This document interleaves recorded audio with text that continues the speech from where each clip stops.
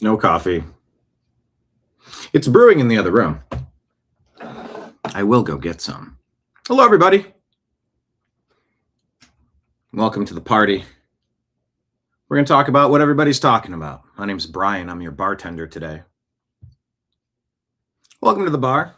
We'll call this place the New American Media. We'll call this show specifically the TNAM Daily Show,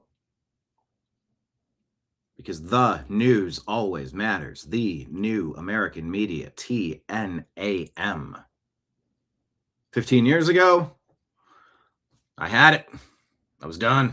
I was out. I used to watch the news pseudo-obsessively. You know, I had a great teacher, Mr. Flaw. History, 8th grade. And we had a quiz every day. And the quiz was just what's happening in the news. Question number 1.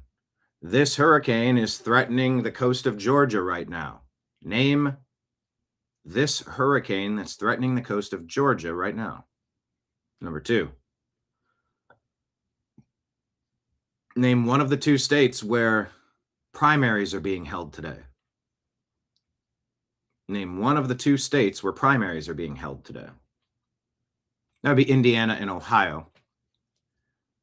And we're just going to remind you that participating in the primaries is super important to cleanse the deck of rhinos.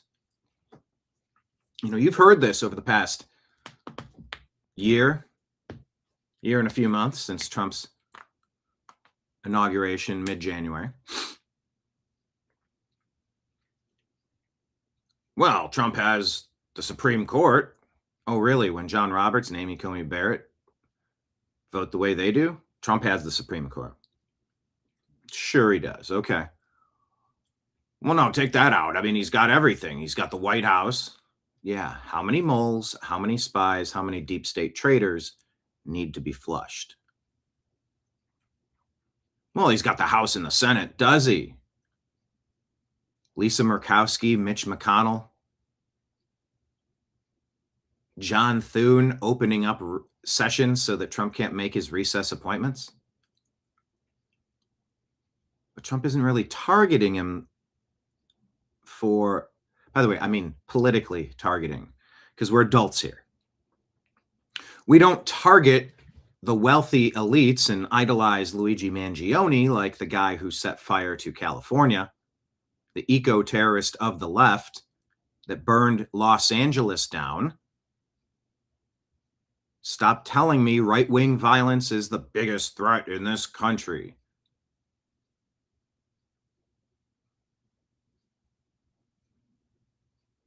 I think what they do to try to get away with that is they'll go back to Timothy McVeigh and try to pin that from 35 years ago. When was that? 30 years ago? The eco-terrorist on trial right now for burning Los Angeles down intentionally so that Gavin Newsom, Karen Bass, the socialists, the Marxists, the Democratic socialists, same thing. The commies, the Leninists, the globalists, the New World Order, whatever you want to call them, they want to seize power and control of everything and make sure that America loses sovereignty over decision-making. And so they get really good at setting the rules of the system so that just a couple of massive blue city centers can dominate and overturn the will of the rest of the people of that state. And you start picking states off one by one. Minneapolis, Minnesota. Have you watched the news? Hey, look what the CIA asset Abigail Spanberger did for the Democrats in Virginia. You thought Joe Biden was bad? Have you been paying attention to what they've been doing over there? Under the direction of Barack Hussein Obama, who you have heard campaigning for her, we must redistrict.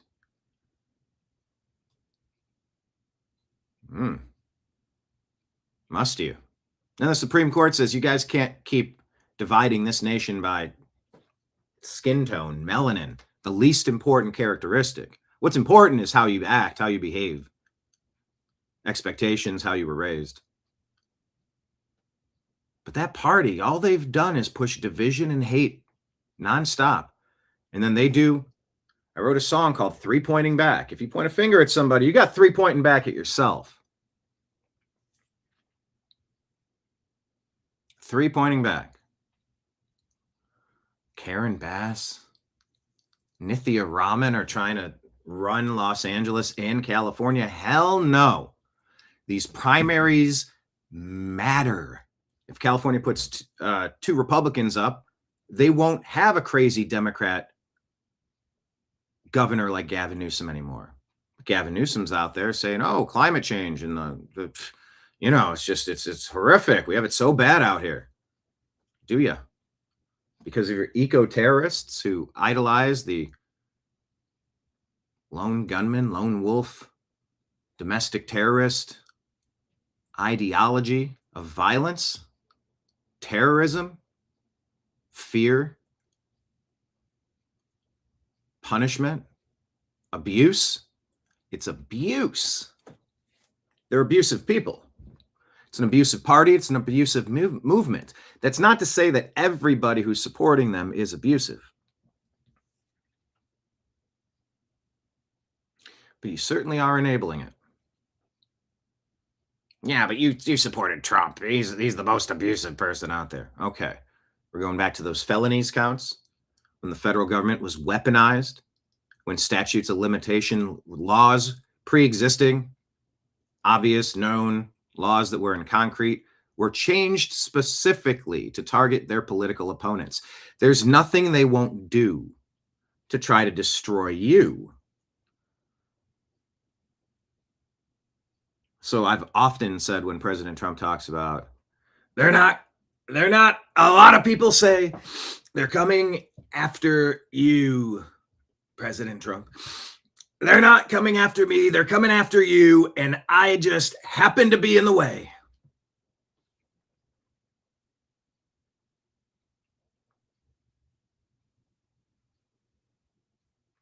Please don't get that confused with someone being a messiah.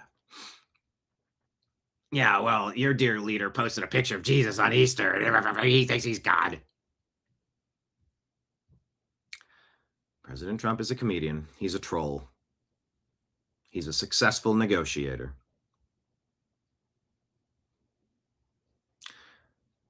In the lengths to which the deep state Democrats had gone to try to ruin him, imprison him, destroy him, raiding his house. He says, let's go make our voices heard peacefully and patriotically. So they brand him an insurrectionist for 5 years with the help of people like, excuse me, I usually have coffee to take a sip. With the help of people like Eric Swalwell. So look, the primaries are important. MAGA is on the ballot. You got to wipe the deck clean of all the rhinos. Send every Democrat packing. They have earned it.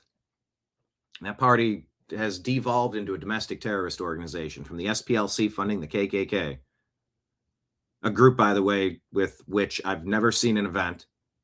I've never met a member.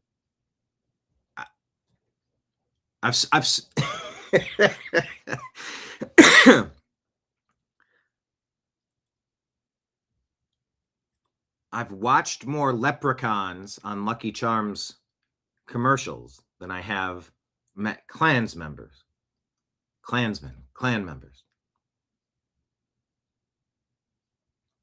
I've met the exact same number of literal leprechauns as I have a Klan member.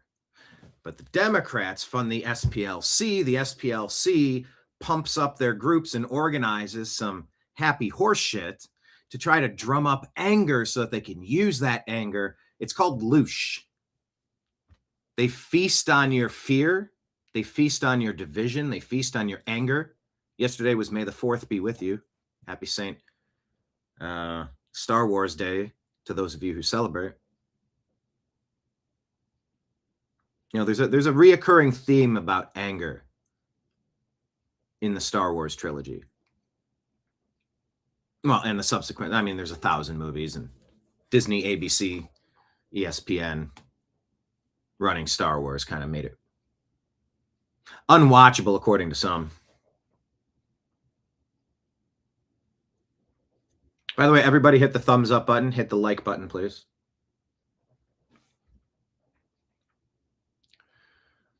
But the Democrats harvest that fear, that rage, that insult, and they fundraise off it, and they get more money, and they get more power, and they get more control. And then you want to know what the future is? You just saw 4 years of Joe Biden. Anybody want any more of that?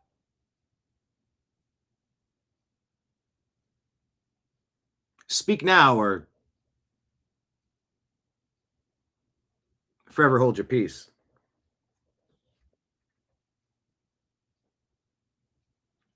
The midterms matter. So make sure you're participating locally. You get your friends out, you get your family out. They have a whole coordinated system of ballot harvesting and signing up fake names and software. I mean, if there's a dirty trick imaginable, I promise you, the Democrats have, they've been working on it. Now, can I prove without a doubt that in a court of law has determined that the 2020 election as rubber stamped by Mike Pence and crew, by Pelosi and crew, was illegitimate? I saw courts punting and saying, oh, you don't have standing, you can't bring that. We're all in a organized, we're in an agreement here to participate in this thing together. And if I don't like what they're doing, yeah, of course I have standing. It's like being in a 10-member HOA and 3 of the members are doing something that they shouldn't be doing, and you bring it up at the board meeting and you sort it out, and you're told, no, it's all good, just let them keep doing what they're doing.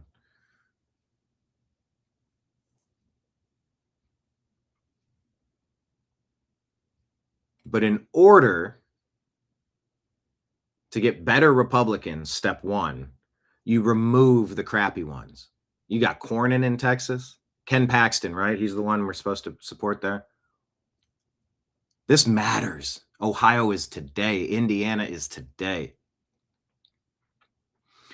You know, and Trump is not on the ballot this year. That's what they say about midterms. It always hurts the president because in the president's party, you often see a swing.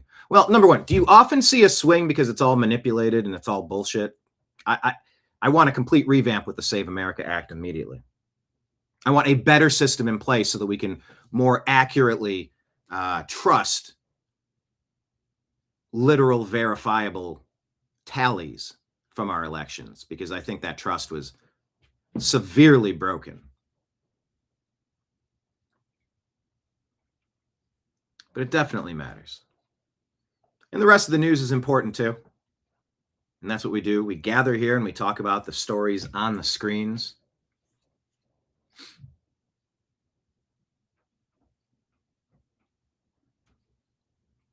Hello to everybody in Rumble. Hello to everyone in YouTube. Hello on Twitch, Kick, DLive, X.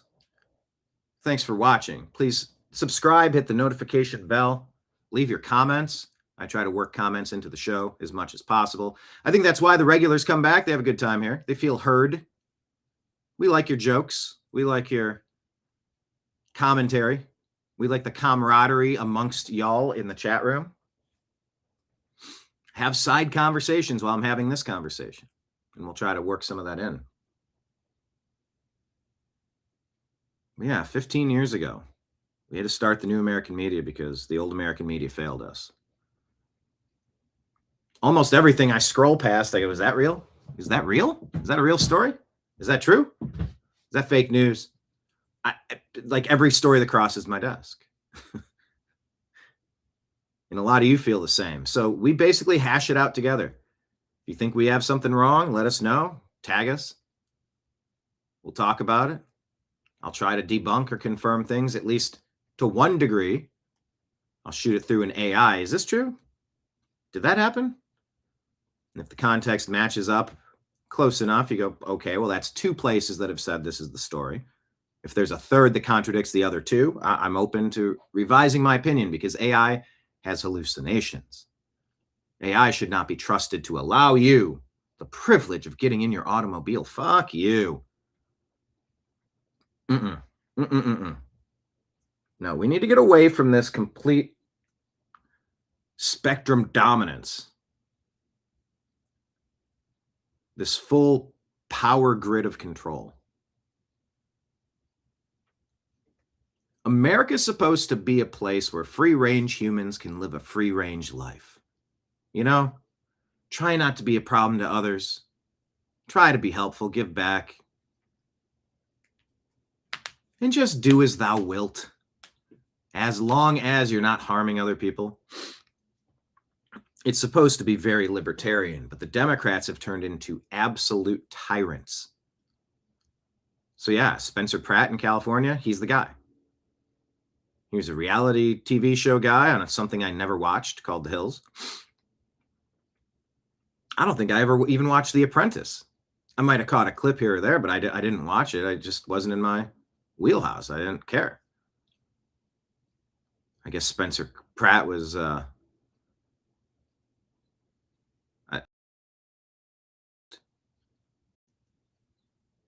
hey, the connection dropped.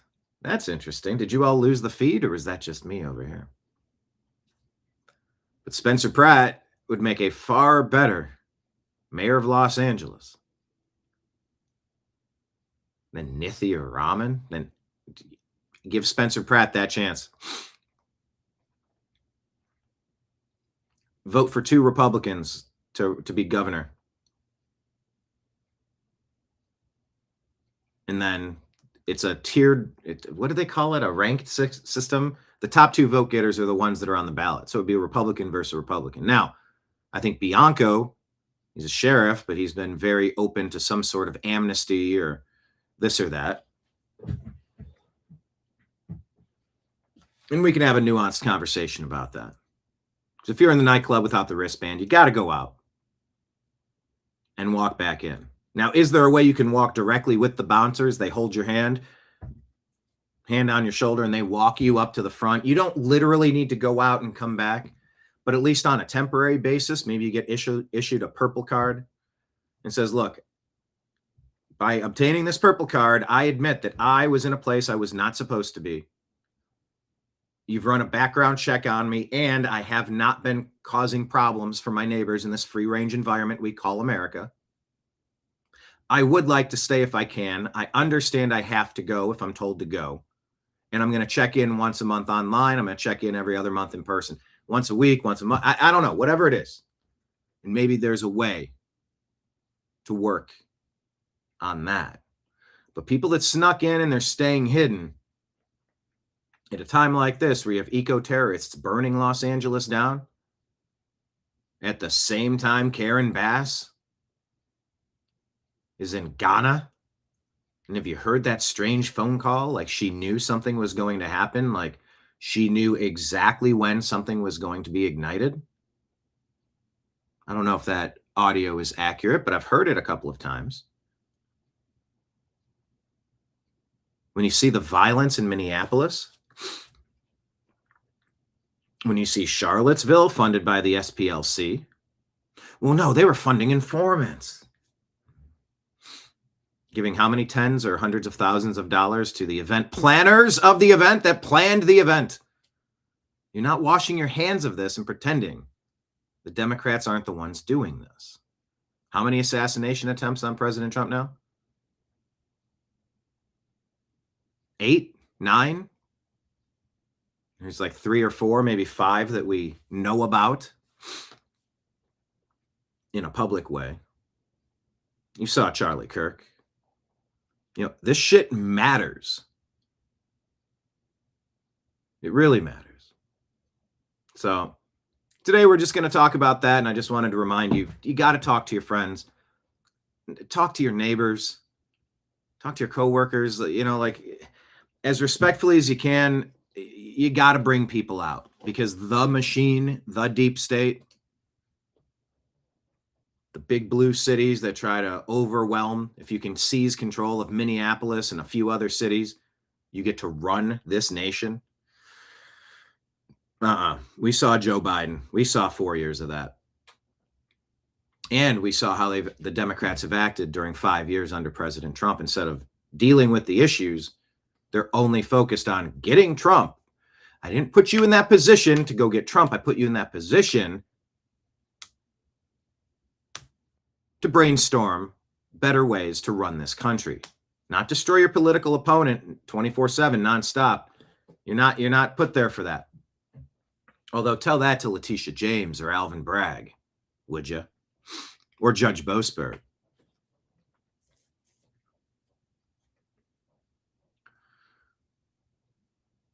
We're at the most stark crossroads you've ever seen in this nation. Oh, there have been many dark times. Many dark times. And maybe you could say, no, that was way worse. The revolution, I mean, they were up against an unwinnable opponent. That was against all odds. That was by far the greatest threat this country has ever, the toughest set of circumstances, the most challenging, the most trying, the biggest crossroads ever was the American Revolution. No, it was the War of 1812 when they tried to get it back. No, it was abolishment of slavery and a civil war. No, it was World War I because everything was at stake. No, it was World War II because everything was at stake. No, it was Vietnam because we were going to be in pointless places forever and just sacrificing our youth. No, it was after 9/11 when we saw the threats of Islamic supremacy exploding, attacking. And we realized that being isolationist only works to some degree when you're allowing stuff like that to be right over the pond. It doesn't mean that they're not an enemy because they're over there. And it means you need to pay attention to the people that are here. You could say it was 2016 because a Hillary Clinton term on the heels of 2 Obama terms, we'd have been toast. But that was just another finger in the dike.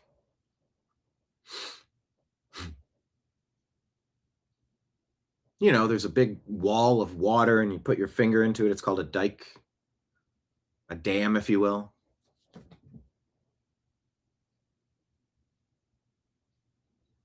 If I don't see at least 5 jokes in the comment section from that, I mean, I couldn't have tossed you a better alley-oop than that one.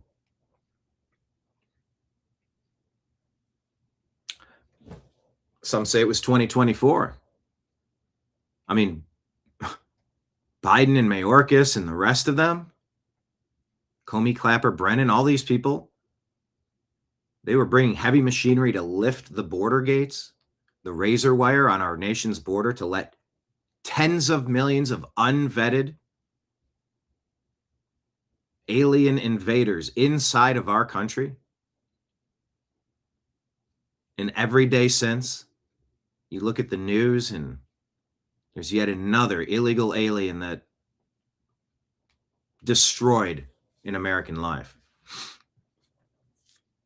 Over and over and over again.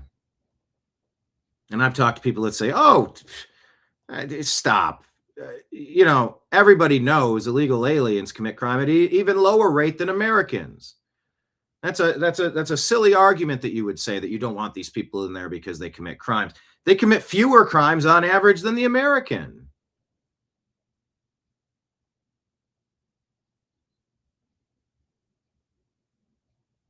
So there's a game called Russian roulette. And in this game, the fewer times you pull the trigger or roll the dice and let somebody in who you have absolutely no idea who they are, what their history is, where they came from, what track record they have, and you're just going to let them inside your house while you sleep at night? Huh? The fewer the attempts, the fewer the instances of either of those, the better. Yes, 0 is the number, 0. Then you go through a rigorous screening process. You know, like when Biden fired people from the military for not taking the jab, and you weren't allowed to speak on social media, your accounts were ruined, your companies were destroyed, you were silenced, you weren't allowed to have banking. You know, the vindictive, dirty deep state Democrats of Joe Biden, the third term of Barack Hussein Obama.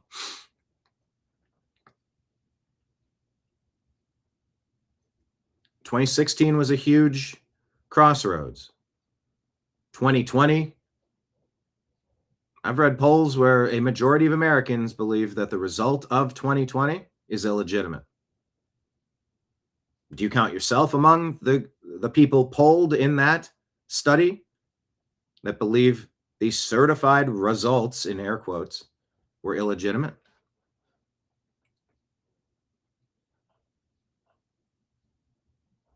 You know, to even mention this on Google means that I must read this. For countervailing views on health and elections, go to cdc.gov, who.int, and visit cisa.gov/rumor control, because Joe Biden received 81 million totally legitimate, completely verified, 100% accurate totals. And all of our COVID talking points from 2020 cannot be disputed. So if I say something that is contrary, go get the deep state answer for those topics. Countervailing views. Countervailing to what? What Google wanted us to think. And that's where you get into AI and Google and Grok and OpenAI or wherever you're at, Claude. Every AI has a vision and a version of reality that they want to craft. They're not trying to articulate it and explain it to you. They're trying to nudge you into, this is what we mean. This is what happened at that historical event. Here's how you should interpret it. Here's a summarization. Here's a summary.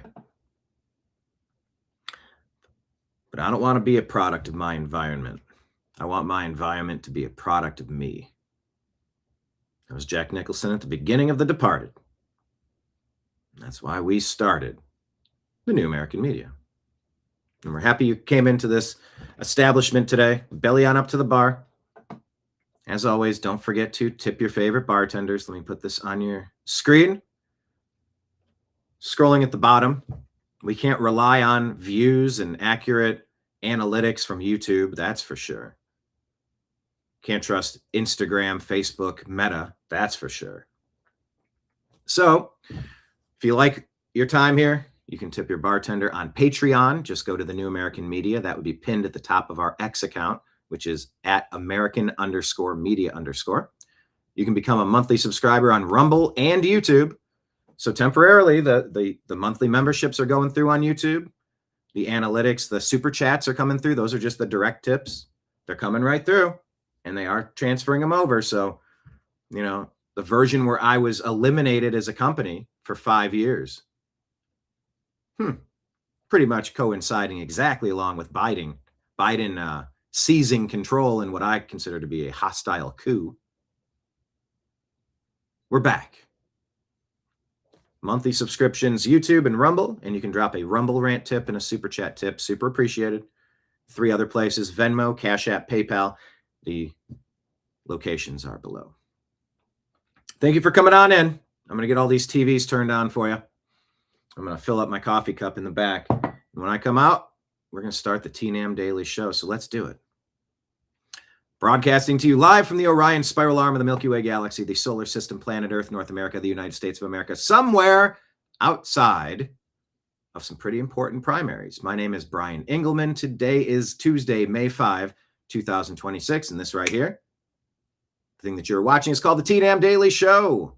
And of course, that's on the New American Media. Grab your favorite beverage and buckle up, Buttercup. The TNAM Daily Show starts now.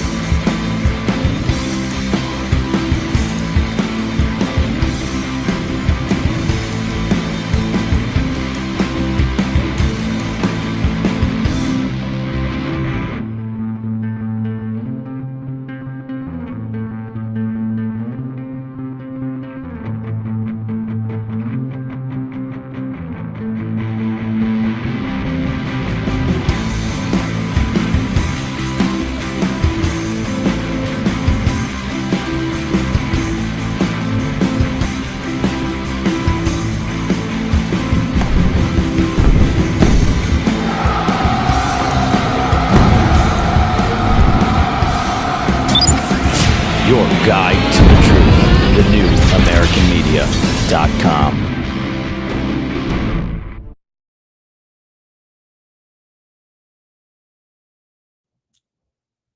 So glad you could make it today. Hit like, hit subscribe, share the show with a friend. Hello, Trash Panda. What's going on? Northern David from Canada in the hizzy. What's up, Jay? Jay, how many live shows have you watched over here? Can you remind me? Yeah, no coffee. Now I have coffee.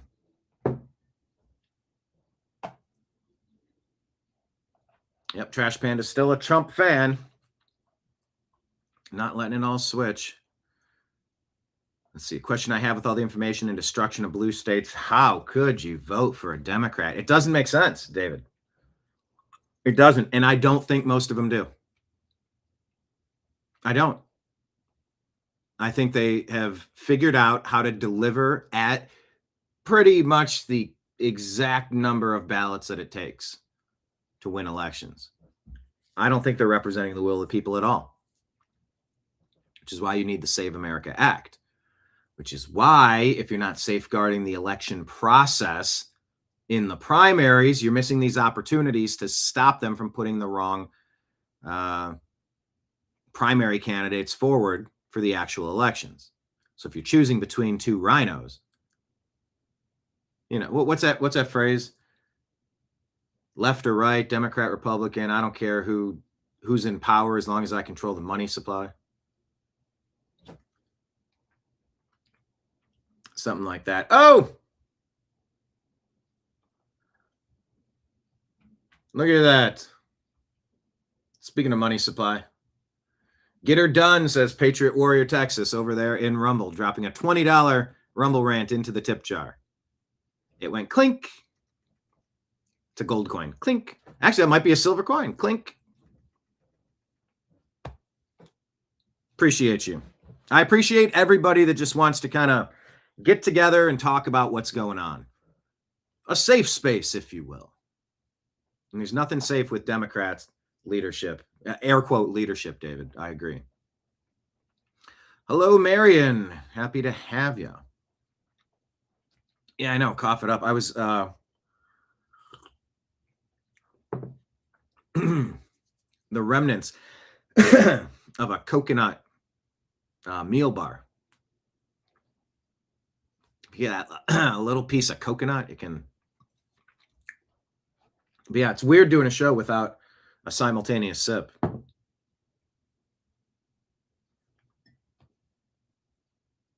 Yeah, Scott Adams'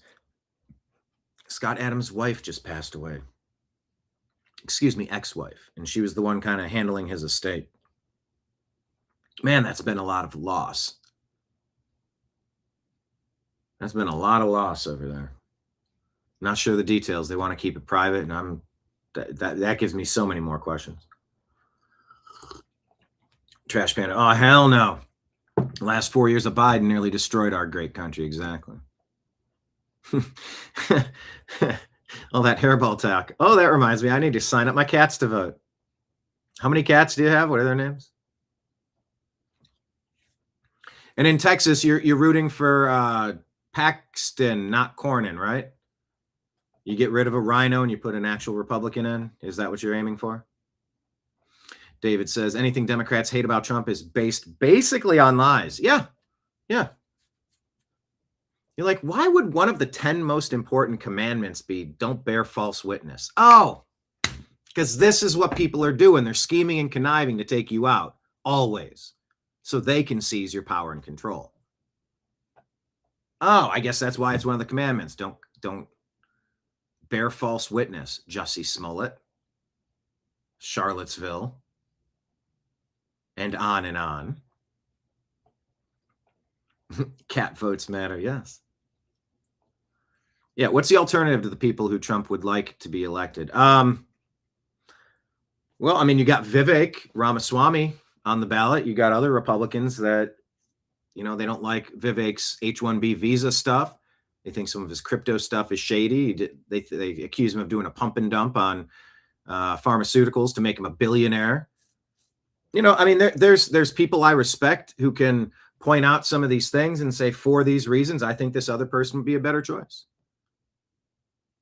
And then there are some more clear-cut choices. And then there's some more super important choices. Maybe some of the choices like, if you get him or him, I think they'd both do a good job.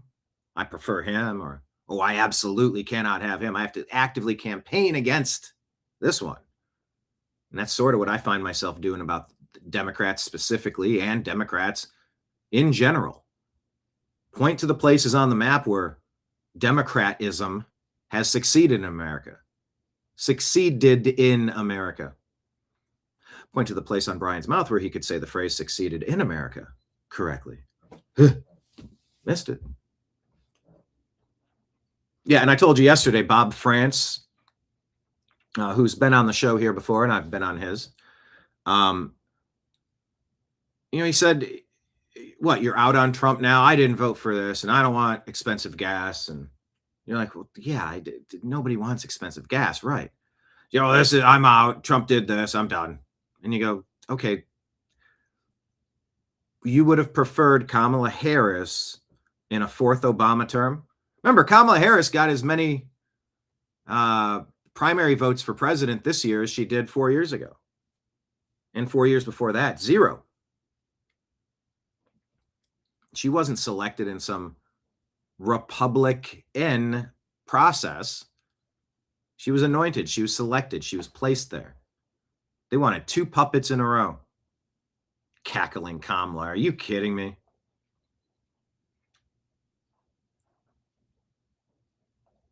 You want to see the direction America's been heading in? Either this way or that way. Pick your direction. Irina Zarutska. Democrats want to keep letting crazy, violent people out to keep doing crazy, violent shit. That's unacceptable. That's unelectable. That's intolerable. Should have never happened. Hello, Dina. Found out Biden sent the feds after TPUSA wanted to put Charlie Kirk in federal prison. Yeah, they want to put all of us in the gulags if we don't allow the forcing of their robot cars determining if we're worthy to convey ourselves from point A to point B. Slaves. And if you don't go along with their slave agenda, then they put you in jail where you can be their slave. That's who the Democrats are. It's unelectable, period. Charlie Kirk was worried about that for a year. Yeah. Then there was Utah. I didn't follow TPUSA. I mean, you saw Charlie on, I forgot that I took a selfie with Charlie when I met him, but I did a brief interview with him. He's on the intro to the show. But I was scrolling through a phone. It's like internal storage. You got to move I'm like, oh, okay. I go, is there anything I can delete? And I saw that picture like just now, accidentally, like 5 minutes before launching the show. Yeah, never forget, they took a future president away from America by assassinating Charlie Kirk. He was articulate. You could disagree with him, but he knew a lot of stuff. He had a big audience. And the ability to talk freely and openly, that's the cornerstone of this country. If you don't like it, you can get the fuck out.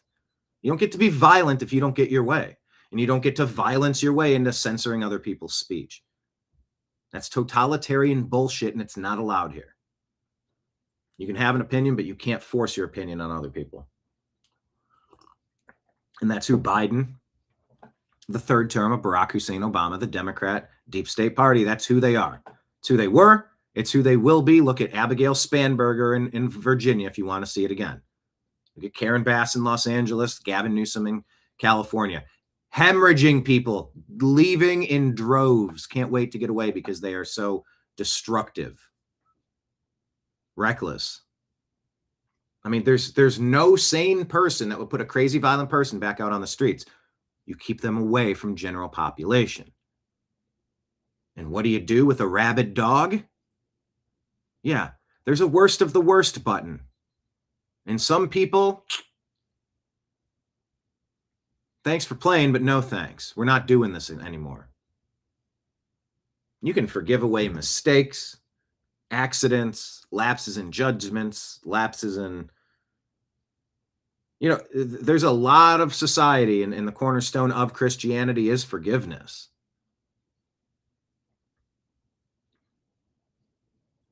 But that doesn't mean putting all of the good people at risk, ever. That means that if you go to a certain degree and you commit a certain type of thing, maybe you can graduate into some sort of a halfway house and given a second chance away from the general population. You go to the desert, you go to some area, you build a big living facility, a bunch of condos, common area. It's like a very low security jail. And if you don't screw up again, maybe you get to stay there. You don't get dumped back into general population. It makes no sense what the Democrats are doing, which is why you have to oppose them. You don't need to love Republicans in every regard. I mean, geez, if they're hitting 51%, you get into the Hall of Fame in baseball by hitting 33%, 30%. You don't need to love every single policy, every single decision, every single ramification of a presidency to say, well, it's better than that. And I encourage my libertarian and black-pilled buddies who are just kind of like, I'm just going to stay out of it. Nothing, nobody's good enough. Come on, man. If nobody's good enough, fine, of course. But is there something, look at the other two. Is there one that's snarling and frothing? And the other's like giving you a handout? They have, I'm sorry, not giving you a handout. That's the Democrats too. Giving you a handout, a hand up. They're extending a handshake. Let me just say a handshake. Yeah, I'll take the handshake person over the frothing, rabid lunatic. Looking at me like it's like one of those cartoons, and I'm like a cooked turkey, and they go. And it's like I morph from me into like a cooked turkey.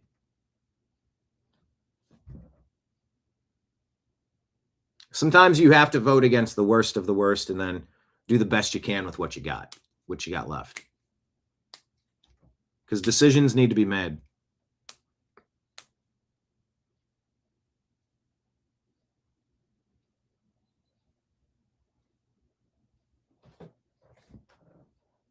So, yeah. All right, what else is going on in chat here? A fishbone stuck in your tonsils? True story. Oh, okay. Yeah, you win. Ooh. Yeah, that's a rough one. Yeah, they want Paxton in Texas. Send corn and packing. Paxton all the way. There you go. Lake Leon says, Vivek is a no-go for me. What is the reason? You're out on Vivek? Yeah, Charlie was a good man. He was so hateful. He was a man who had his beliefs.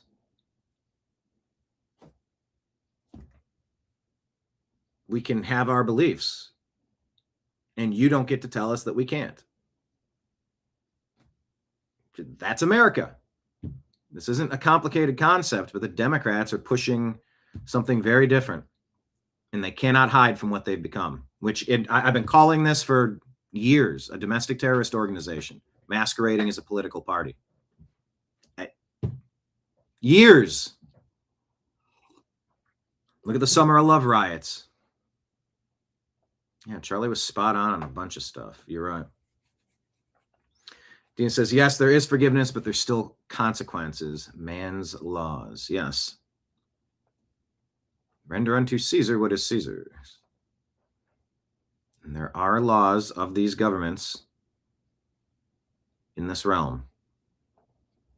All right, let's go through the news. Hit like, hit subscribe, share the show with a friend.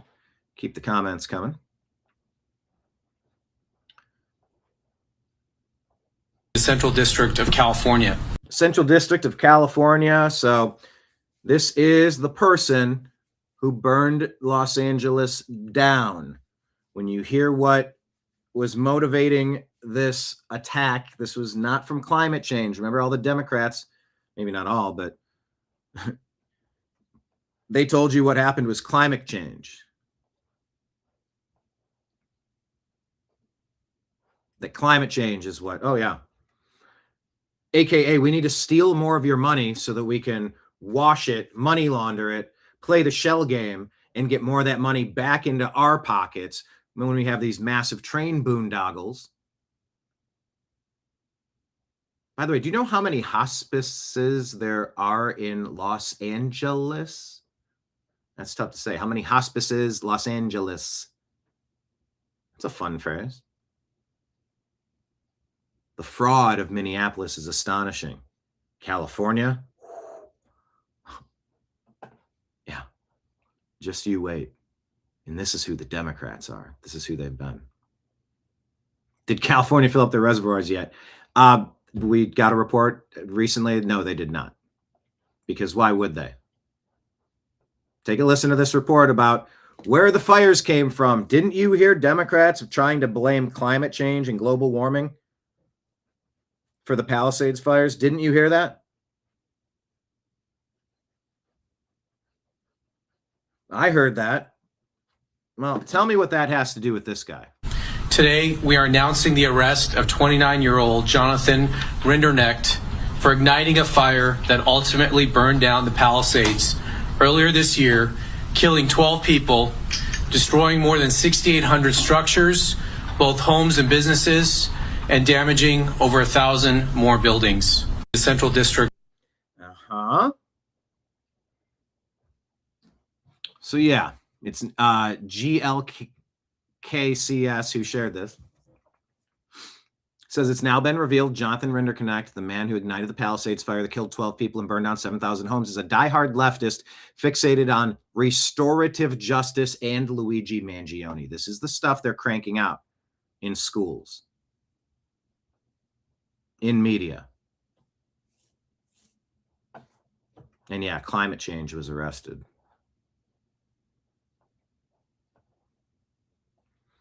Secret Service says that an officer was involved in a shooting near the White House as Trump holds a business event inside. Latinos with Trump says, here come the peaceful leftists again.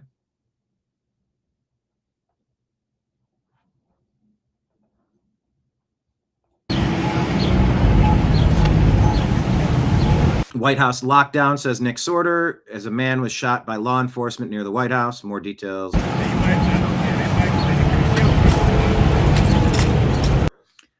Latinos with Trump says, yeah, here come those peaceful leftists again. Incident happened Monday afternoon, 15th Street, Independence Avenue, Southwest, near the Washington Monument, when uniformed division officers spotted a man they suspected had a gun ahead of Trump's appearance. Officers shot the armed individual during the confrontation. Suspect was reportedly transported to George Washington University. Firearm recovered. White House went into brief lockdown. Journalists at the White House were ushered into the briefing room for a safety lockdown as law enforcement responded. Video posted showed some reporters running to get off the north lawn of the White House. Yeah, there's other videos. And get inside the building. Footage from the scene shows dozens of Secret Service and National Guard members in the area with a part of the sidewalks roped off with yellow police tape. Event with President Trump and small business owners went on as scheduled. Trump did not address the shooting. Comes just over a week after the Cole Allen allegedly ran through a Secret Service security checkpoint during a White House Correspondents' Dinner, armed with a shotgun and what authorities say was an attempt to assassinate the president. Allen allegedly shot a Secret Service officer in their bulletproof vest during his mad dash, according to officials. He's facing charges of attempting to assassinate the president of the United States, discharging a firearm during a crime of violence, transporting a firearm and ammunition in interstate commerce with intent to commit a felony. Okay. These are the Democrats. What is this? Alex Jones at the supermarket one day after InfoWars website is turned off, and his new website, alexjoneslive.com, gets 9 million views in 12 hours. They spent $324 million trying to silence Jones, and now the deep state law firms walk away with nothing. This shared from Mindset of Resistance.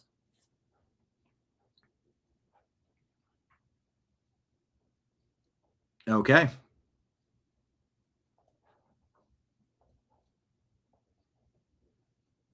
A couple of stories I didn't cover over the weekend. Rudy Giuliani has been hospitalized. I don't know the latest on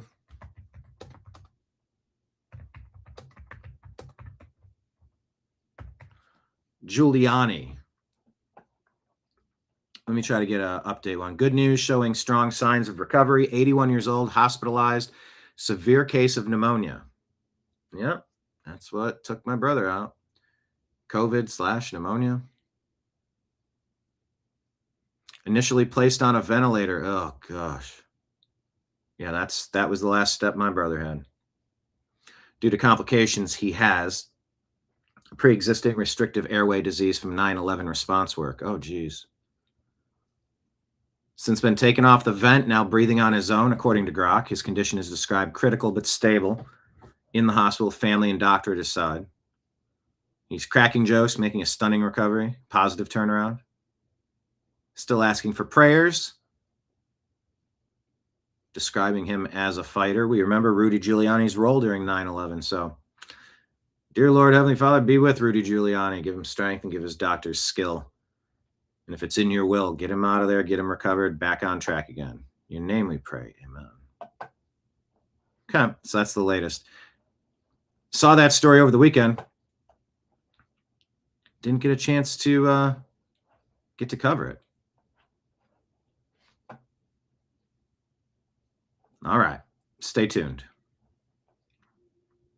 Okay, I found 2 ticks. And you know what they're doing? They're both at the entrances of my home.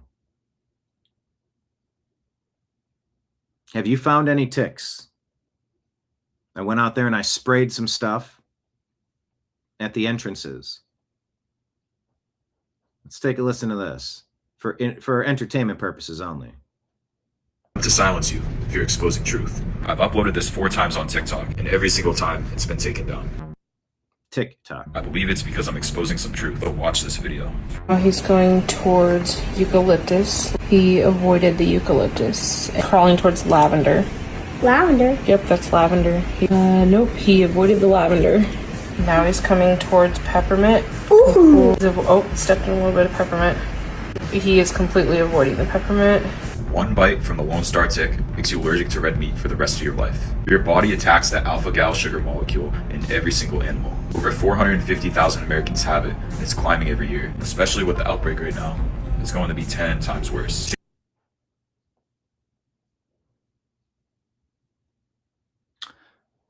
Have you had ticks at your home? What have you been doing to mitigate this? Curious to get your thoughts. Same red meat that builds your bones, your hormones, your brain, taken away from a single tick bite. These 3 oils are your protection: eucalyptus, peppermint, and lavender. Mix them all together and apply them before you go outside. Share this before it gets taken down again. Alpha-gal syndrome spreading across America.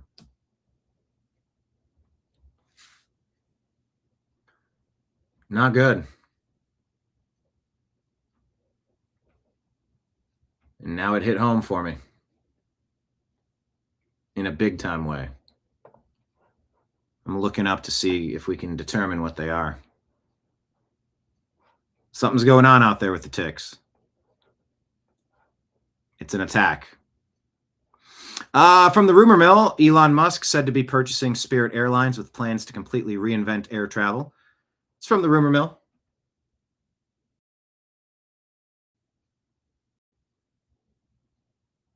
They're calling this a common house spider? No, I don't think so. I mean, I'd be thrilled to see that it is.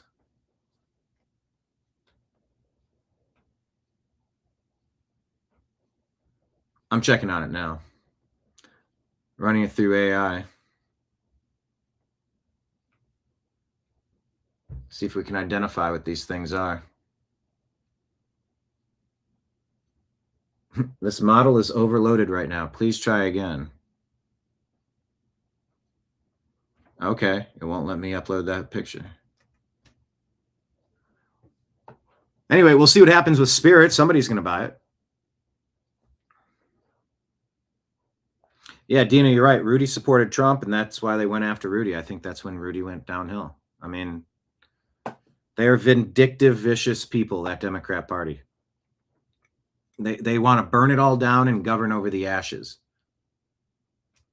This is not a time that we can just sit this one out. They'll figure it out. I don't want to get involved. You're involved because they are inserting themselves into your lives right now in ways that you can never get them out of your life again. You know what the Democrats want to do to this country? No, it's not your parents' Democrat Party. This is something totally different. Anyway, all eyes on Spirit. Let's see what they do. I'm very curious to see what's going to happen. But the rumor that they want to completely reinvent air travel from the rumor mill. Someone's trying to buy it. A lot of people are probably trying to buy it. This says new. Former JP Morgan employee. See, I haven't even covered this story. Former JP Morgan employee who accused his boss of forcing him to become her sex slave previously claimed his dad died so that he could collect 3 months of paid leave. According to the New York Post. Are you kidding me? This being reported by Colin Rugg. Mike Benz reads a couple of these reports and gives us this summation. He says, I'm convinced that dolphins are going extinct because the military thinks every dolphin that's not our own CIA spy dolphin is an enemy spy dolphin, and there's a specific ops unit that goes around harpooning all the non-CIA dolphins on site. I'm sorry, what are we into now?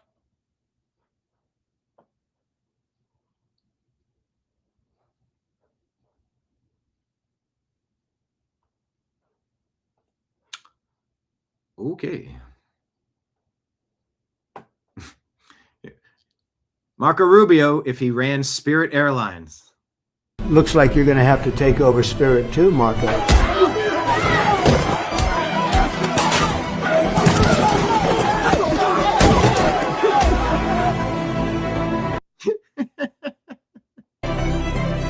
Lights up his cigar, figures it out.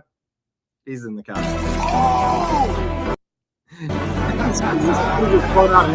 What is that? He's chucking the luggage.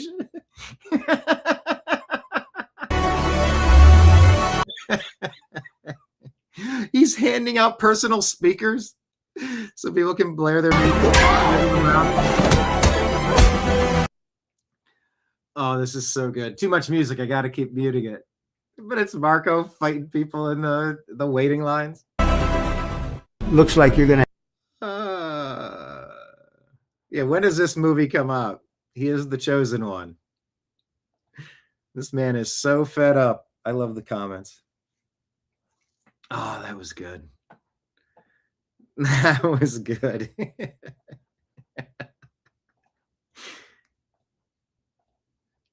Elon is sort of explaining why why he thinks things are escalating the way that they are right now. It's really a cornered animal that knows it's done. I think they're getting desperate because they being the Democrats. I mean, the reason we're seeing this extreme amount of hatred and violence is because we're actually succeeding in getting rid of corruption and waste. If we weren't succeeding in getting rid of corruption and waste, they wouldn't care. But we are succeeding. Thanks. Without President Trump, this would be impossible. So I'd just like to say, you know, it's only possible with this president. I think that.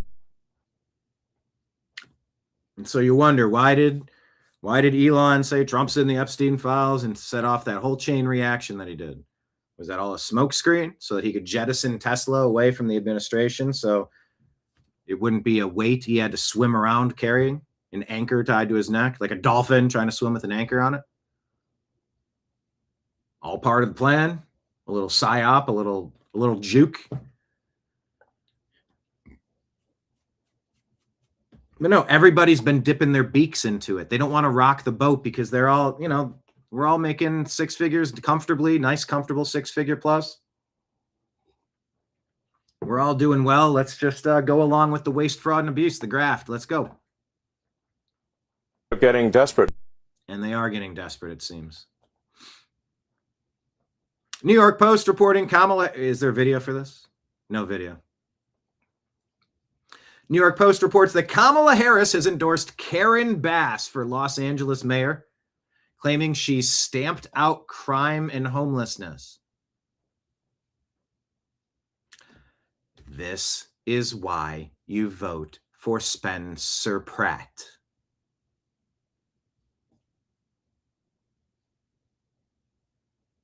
Please reach out to some people that you know in California and give them support for Spencer Pratt. You want Kamala Harris and Karen Bass, the one that was completely AWOL and allowed that city to get burned down? No. They need to be fired for their... They need to be fired. Oh, this is so good, too. This should be my moment of Zen. We asked AI to imagine America with 0 Republicans. It ends up, when you do communism right, it works perfectly and everyone loves it. Did you know that? If you just do communism right, it works perfectly and everyone loves it. Everything prices $0 and 0 cents. It only took 200 million starving to get here. That's less than half as many as we thought. There is The ends justify the means. There's been another terrorist attack with 33 dead. The American government has decided not to do anything about it since we probably deserved it. Anything bad that happens was probably our own fault. We deserved it. Sure is great that abortion is now free and available for everyone everywhere. As she wears her Eat the Rich t-shirt. Yeah, but it's too bad that there aren't any babies to abort since we outlawed being a heterosexual. Murder. Doesn't it sort of seem that way sometimes? Just constantly pushing one thing. It's a long-running joke that being heterosexual will be banned.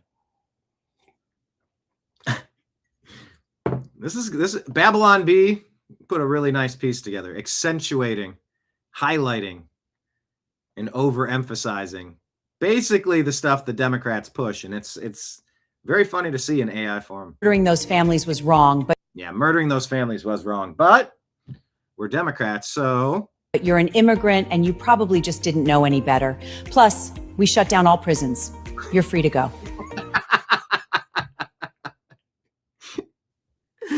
The soft bigotry of low expectations. Well, you're an immigrant. You probably don't know any better. And all our prisons are shut down, so just go do it again. This is wrong! You need to lock him up! How dare you question our compassion? Execute that man immediately. They do. They go after the people that are fed up with their bullshit. They go after those people. You can't sit this out like you're just, I don't want to get involved.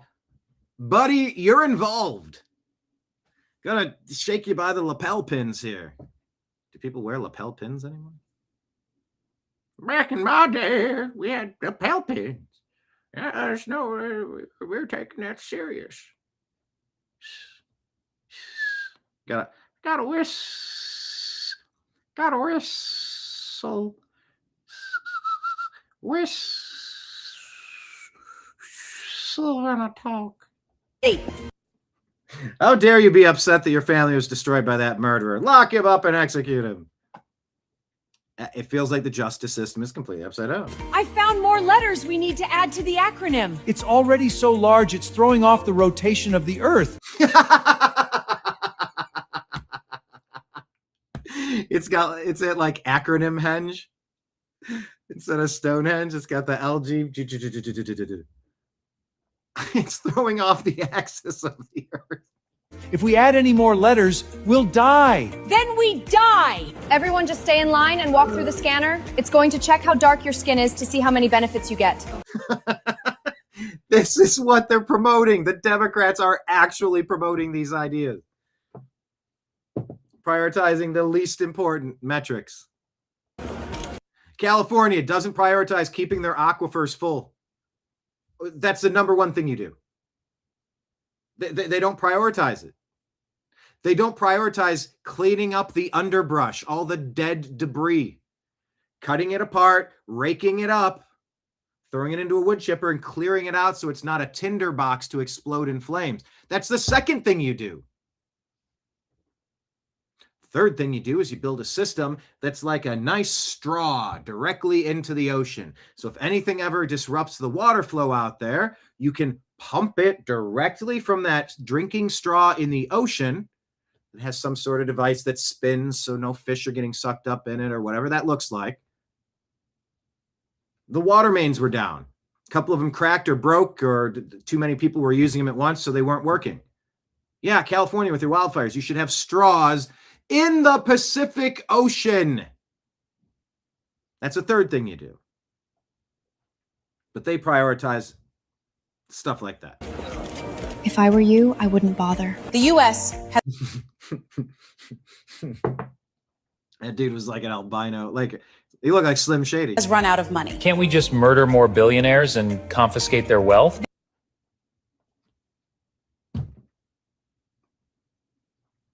The Babylon Bee has a whole segment called Not the Bee. Because it's like, no, this isn't satire. This is real. The guy who burned California down, he had that anti-billionaire thing and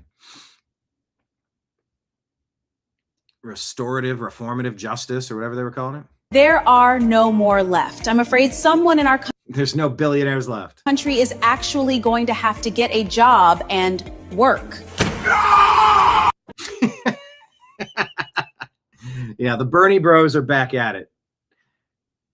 You know, they sort of, a couple of them jumped over and checked out Trump, but they're commies at the core. Yeah, don't spit your coffee at the lens. All right.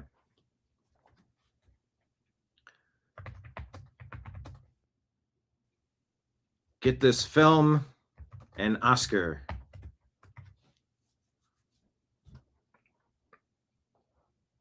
That's awesome. Nick Shirley was almost taken hostage in Cuba. All right. Without his report. It's 14 minutes. But he's not in a good spot right now. Prayers for Nick Shirley. Dear Lord, Heavenly Father, watch out for Nick Shirley. Keep your angels close and get him back home. Amen. He's got his security team with him. But, you know, you have a communist regime there and things are not good. So the power is out. Nobody can afford gasoline. It's like $10 a liter. There's no food. There's no water. Like there's no electricity. It's the only hotel in Cuba or in that area that has electricity. Things are bad right now. And so the question is, was Cuba under deep state control and they've been abusing their population like their fever dream? Isn't that exactly where Karen Bass went? Didn't she go to Cuba to study communism, to like get in their club and get their marching orders and their directives on what policies they were going to push for? Dina, I'm glad. That was so funny. I almost spit my coffee. I almost did several times. You saw me. I actually had to pause it, stop, and set the drink down. I was like, whoa, that was good. I watched a little bit of that one, enough to know that it was a gem. And I tried to keep the second half for like First time reaction. But that's what it feels like trying to listen to a democratic socialist explain their vision of the world. So keep your eyes peeled on Nick Shirley. Go check out his report. Kay Talento says this. In 2017, one of my first tasks at the White House was keeping Bobby Kennedy far away from, there we go, the West Wing. Not because President Trump didn't want him there. He'd actually agreed to Bobby's pitch to create a vaccine safety commission, she says. But others, you can guess who, weren't thrilled, and they told me to get rid of him. So I protected the orthodoxy that I'd been trained to protect, and it took me years to realize what I had actually done. Tomorrow, I will publish the full confession. Who is this? Let me see if this is published. I don't, Katie, Talento.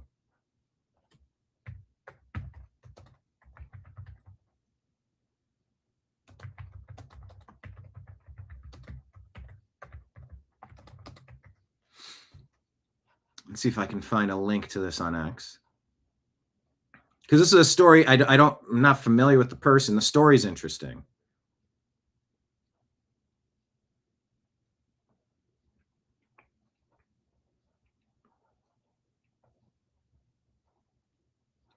Confessions of a White House public health priestess. I kept RFK Jr. out of the West Wing, and now I owe him an apology.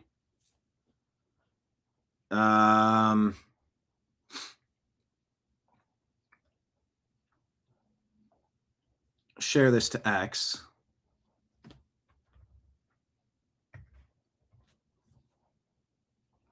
Let me put the...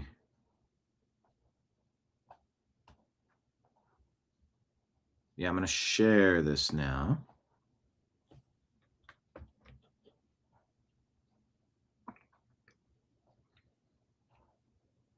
That's on our X account if you want to read the full article. It caught my eye. And that's us checking in real time. Because when you got to be your own producer, showrunner, host, engineer, marketing, media, finances, editing. So the cliff notes are the 2002 autism moms that I ignored, the 2017 Vaccine Safety Commission that I killed, the 2021 moment that I finally broke, the apology I owed Secretary Kennedy, and what I've done to atone. It's the hardest thing I've written. I'm sending it out to my list at 6 a.m. Link to sign up in the comments. Robert F. Kennedy Jr. responded and said, "Thank you, Katie, for coming clean and for your support. All is forgiven." And Katie replied, "You are gracious now as then, Mr. Secretary. God has put you where you are now, and we're praying for your success."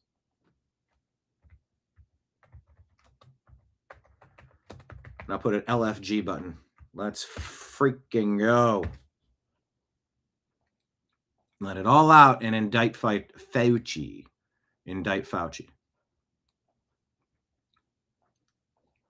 Breitbart says the man accused of setting the 2025 fire that ultimately set off the devastating Palisades fire in LA was fixated on Luigi Mangione, the person who allegedly murdered United Healthcare CEO Brian Thompson, ABC 7 reported on Sunday.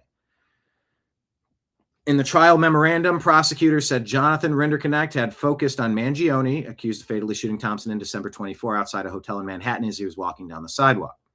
Before the LA fires erupted, Rinderknecht was also upset about a relationship with a former coworker and about not having plans for New Year's Eve, according to prosecutors. The New York Post cited court documents that said Rinderknecht, who was an Uber driver, reportedly searched "Free Luigi Mangione" and "Let's take down all the billionaires" online. Some of his passengers claim that on December 31, 24 and January 25, the suspect was angry and ranted about capitalism and vigilantism. Comments: Democrats are directly responsible. Brian says, "I thought climate change started the fire." Yeah, that's what Democrats said. Fan says, "Applauding crime leads to more crime." Shocker. And give him the electric chair. Luria says, "More Democrat called violence, no plan." No policy, just bitterness and anger, and no ability to blend the country together. It's more Democrat violence, caused violence, I think, instead of called. All right, there you go. Communism never existed. It had always been about jealousy. And it is sad because 78% of billionaires in the U.S. come from nothing.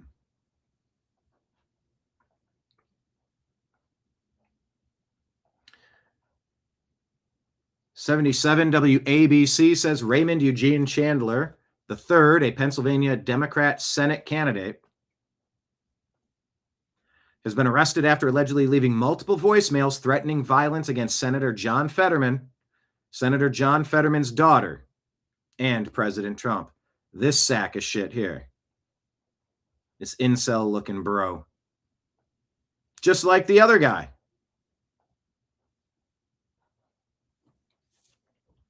Authorities say the messages included disturbing language and detailed scenarios, including the following. Imagine every billionaire's home surrounded by 1,000 people. They will come S your throat and your daughter's throat. And in another message, I want you to walk into the Oval Office with a G in your hand. I want you to put it to his temple. I want you to pull the T. I want you to K the P. I want you to A the P. This is what the Democrat Party is fomenting and creating in the schools, in their media, and with their rhetoric in Washington and across this country.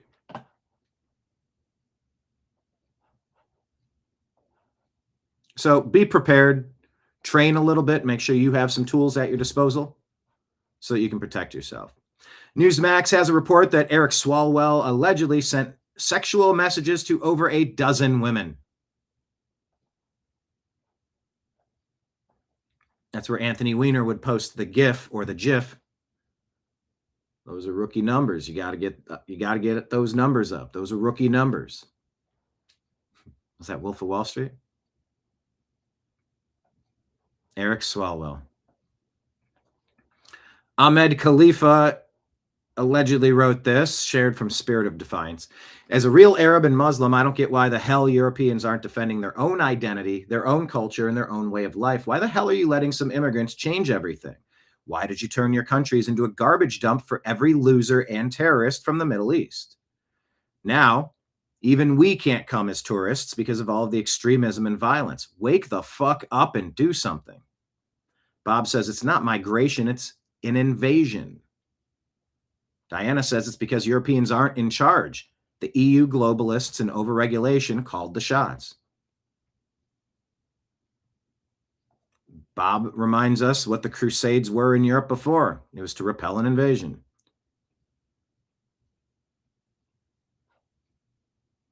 Grande says Europe sucks. Kristen Sokolov shares this. How many fraudulent hospice scams are in Los Angeles? Remember, Hospice Los Angeles. Out of control, rabid fraud. Wait till you lift the hood on California, people. Just wait.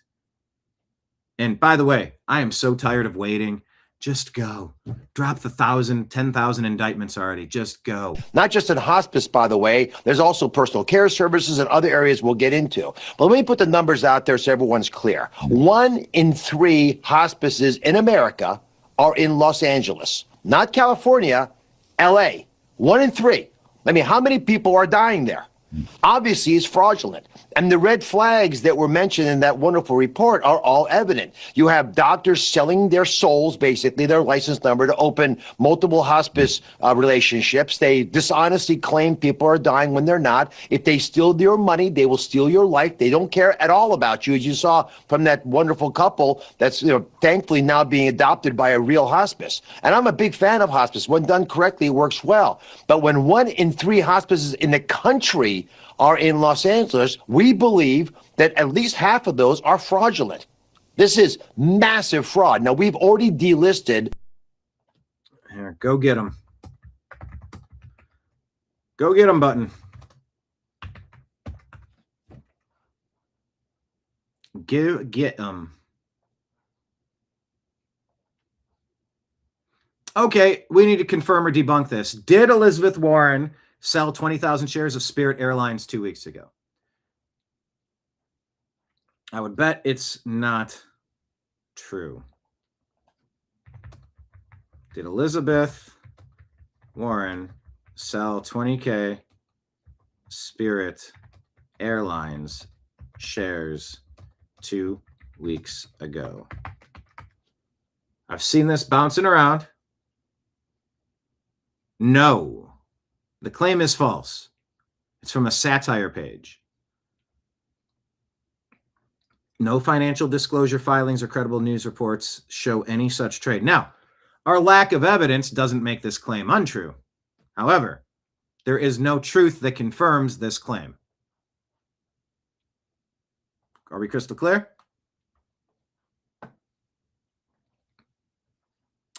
Rumor started as a satirical post, often marked with ALLOD. Yeah, this is something. Here, let's go to it. I don't know who that is. Okay, this is not being explained in the comments, so I'm going to grab this. Summarize in a single sentence or two that I can post in the allowable characters on Instagram to debunk this. And I'm going to do that. Debunked. Warren didn't do that. It's a fake viral meme. Zero evidence. Fact checkers confirmed it's false. I'm just going to say per grok. So if people start repeating this, they're going to look stupid. They're going to go, no, that didn't happen. So that's all Grok is saying. Now, Grok could be wrong. And if so, if you have another article to something, tag us on X at American_media_, please. And we will go back and amend this.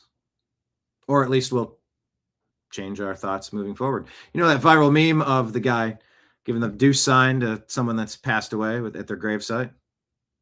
There's Joe Biden, Bernie Sanders, AOC, and Elizabeth Warren being like, deuces, Spirit Airlines, 1992 to 2026. Done. We took care of you. You're out. You're out. They took out Spirit. By the way, I agree with this so much. Non-news related, but can you get behind me on this? It seems machine yearning engineer says, seems like an oversight that all car alarms sound the same. So if you hear one going off, you can't tell whether or not it's yours. You should be able to customize it. Like a ringtone. I agree. But then could you imagine the obnoxious stuff people would have on their car alarms? But I like that. Yeah, customize it. You know, you could make custom ringtones when certain people call you. So you just hear it and you go, oh, I know who that is.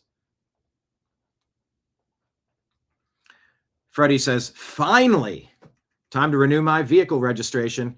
I can't believe it's been a whole year since I paid $200 for the absolute privilege of driving the vehicle that I paid for on the roads that I pay for, with the income left over after I give 40% to our moral superiors.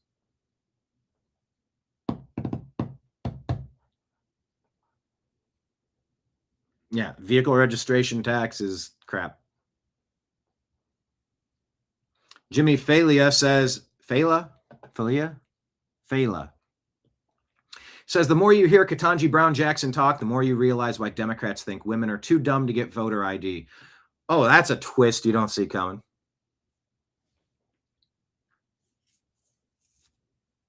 Pointing out how Democrats are arguing against voter ID, not because they're cheating, because they claim if people get married, they're too dumb to get documents that have their legitimate names on them, which is not the case. It is paperwork. It's hoops to jump through because it's a major event that changes your identity. Yeah, it's a hoop to jump through. because that's the hoop you need to jump through if you want to do the thing. It's not complicated, right? But Ketanji Brown Jackson, I've read the articles that show how much more she talks than the others and how dumb her dissents are. Pretty much a universally accepted Supreme Court embarrassment, put up there by Barack Hussein Obama's third term, Joe Biden.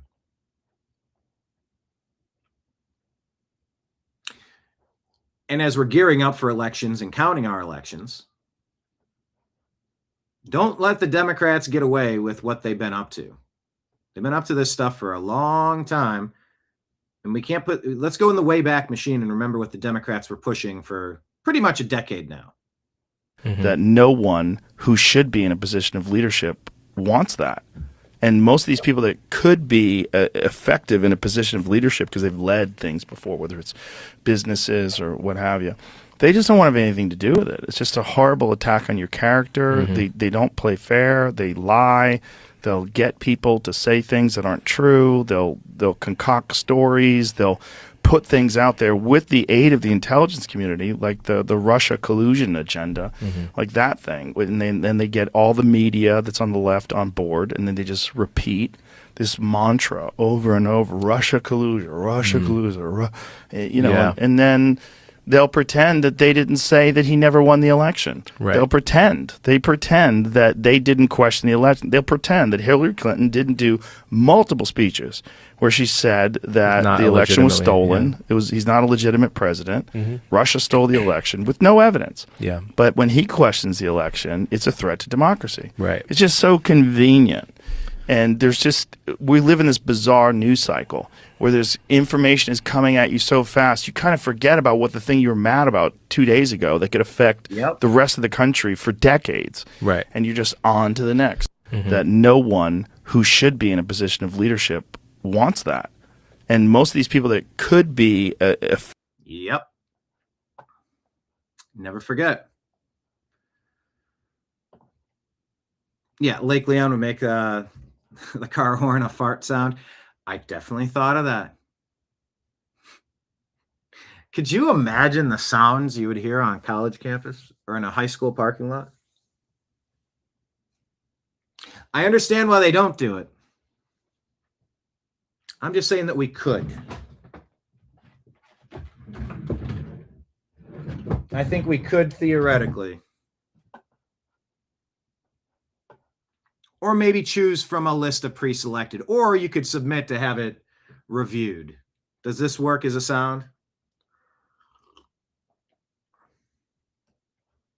I don't know. I thought Teslas were already doing that. I don't know. So get a load of this. The guy who's been accused of trying to K Trump at the correspondents' dinner, well, he just received an apology from a federal judge. Judge Zia Veraqui apologized to suspect Cole Allen for the treatment he's received so far while he's been behind. Judge Z. Veraqui, what was the name you used? Judge Z. Veraqui? It's not typed. I don't know what he was saying. Behind bars, he's been put on suicide watch by the Department of Corrections, and the judge was asking why. An attorney for the government said that he was put on suicide watch. Total Redditor. Absolute Reddit post. Because he I don't use Reddit. I don't know what that means. Told FBI agents the night of the White House Correspondents' Dinner attack that he didn't expect to survive. Yeah. And what's back there? Oh, is that the rifle back there? Over his shoulder? His language suggested that he really was not expecting to survive. Yes, they're saying he had a death wish. And so you put him in solitary because he's suicidal. He's not behaving in a manner where he can necessarily be trusted with his own thoughts to take care of himself at this point. So yeah, out of his own self-interest, whether you want to be concerned with the self-interest of people that do stuff like that or don't give a shit about it, it's totally reasonable. his trip to Washington, D.C., and the ultimate incident where he allegedly showed up with a weapon to try and assassinate President Trump. He's been charged with that crime, but the judge very concerned about his constitutional rights, saying the defendant has requested a Bible, has requested meetings with his legal team, and that has not been allowed. He's been put in restrictive 24-hour lockup with no windows in a padded room without an opportunity to get out for recreation. Perfect. That's what I want to hear. There we go. And so the judge making it clear to the Department of Corrections that he wants answers by tomorrow morning about exactly what the housing determination will be made for the suspect in this case, out of grave concern about his constitutional rights, and that apology issued near the end of the hearing. And so quite a moment just moments ago in federal court. Bottom line, the Department of Corrections said they wanted to make sure that he survived, that this is a high-profile case and all involved.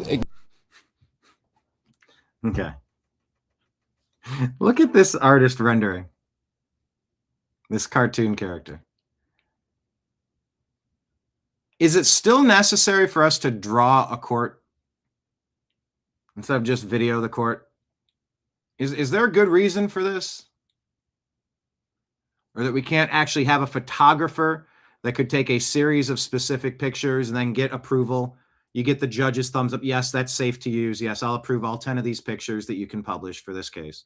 Maybe they don't want people in the courtroom identified, or I'm sure there are reasons other than just historical preference or historical, remnants of we do it this way because we've always done it this way. Do we need to be sketching these courtrooms and not just taking pictures? Acknowledge it is a high-profile case, but again, the judge concerned about the treatment he's gotten since he was arrested. Imagine being worried about that. After the White House Correspondents' Dinner shooting incident. Sandra, back to you. A lot of people might be shocked by that. Yeah. The judge apologized to this guy who's a killer, who, if he had gotten another couple yards, would have sprayed the whole audience in the Correspondents' Dinner. I mean, would have just sprayed him and killed God knows how many. Is that Larry Kudlow? Is that guy's name? We gotta do something about these judges, bro. We do. Judge Z. The judges are out of control. I think it was Bukele that said, you got to get rid of the bad judges, the corrupt judges. Impeach them. And I've called for, you got the Supreme Court, fine. But I'm calling for the United States Court. I want 2 representatives in high standing to serve on this court. And they're going to look at cases from other judges that are deemed rogue, lawless, unconstitutional decisions. And if a case is so bad that you're going to let a 39-time violent felon out of jail to go harm another innocent person again, you're called before the United States Court. You have 100 votes. I don't know exactly how many votes it takes to get you kicked off of the bench forever, maybe even thrown in jail. But there needs to be a governing body that keeps track of their judges, because this shit is absolutely out of control.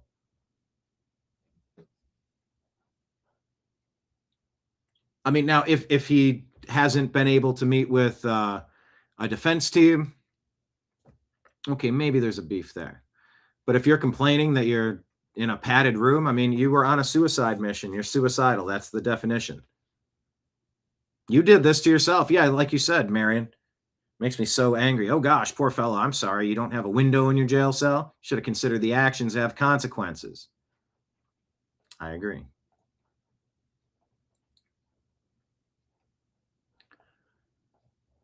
Wayback Machine. Let's take a look at Elizabeth Warren. The big 4 airlines, American, Delta, Southwest, United, control 75% of the U.S. market. Fewer choices equal higher prices for you. Peter Schiff says, yeah? So why did you block the JetBlue Spirit Airlines merger? The combined company would have been better competition than JetBlue alone. Now that Spirit is gone, thanks to your intervention. Elizabeth Warren, I've warned for months that a JetBlue Spirit Airlines merger would have led to fewer flights and higher fares. In what universe? Why? Justice, ATR, and US DOT were right to stand up for consumers and fight against runaway airline consolidation. Runaway, that would have been 9% of the market. 9%, I believe. This is a Biden win for flyers.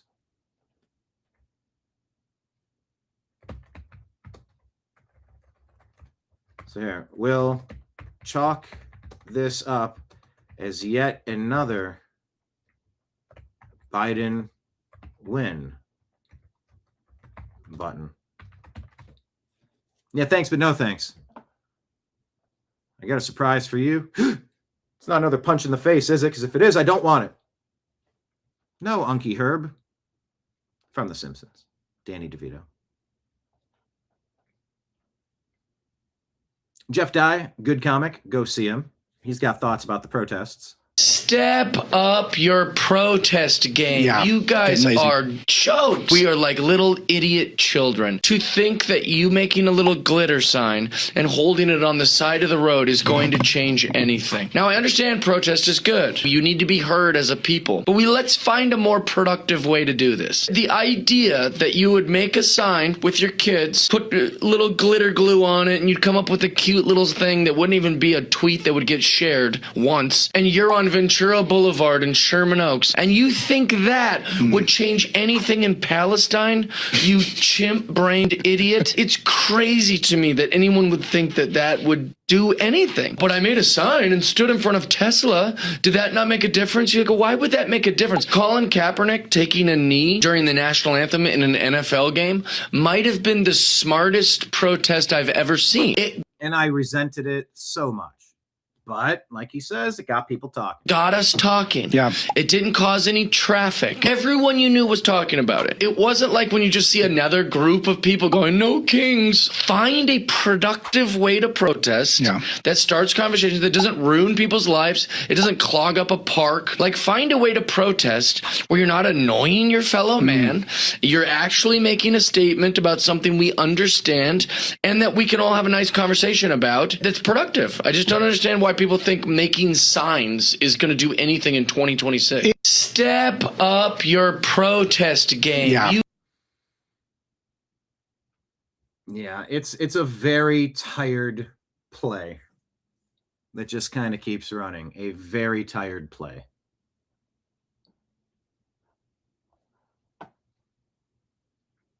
Scott Adams used to call them the theater kids. The theater kids. Post Militant shared this. I shared this video a while ago. Thomas Sowell has a quote. If you are not prepared to use force to defend civilization, then be prepared to accept barbarism. Remember this moment and always be aware of your surroundings. This guy holding a knife in his hand right here on the subway. And this guy picks up his... Well, he notices this guy is creeping on him, and he's like, yep, we're not doing this. He's sticking up. And he's got his knife behind him.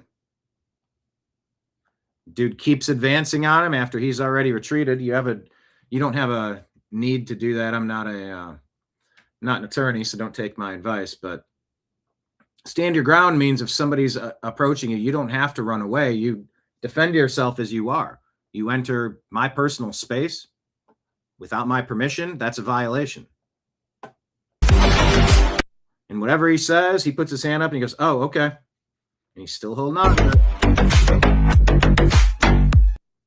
The guy keeps advancing and absolutely cracked in the skull. Let's see. I'll put in the comments, have we ever determined if this was a real event?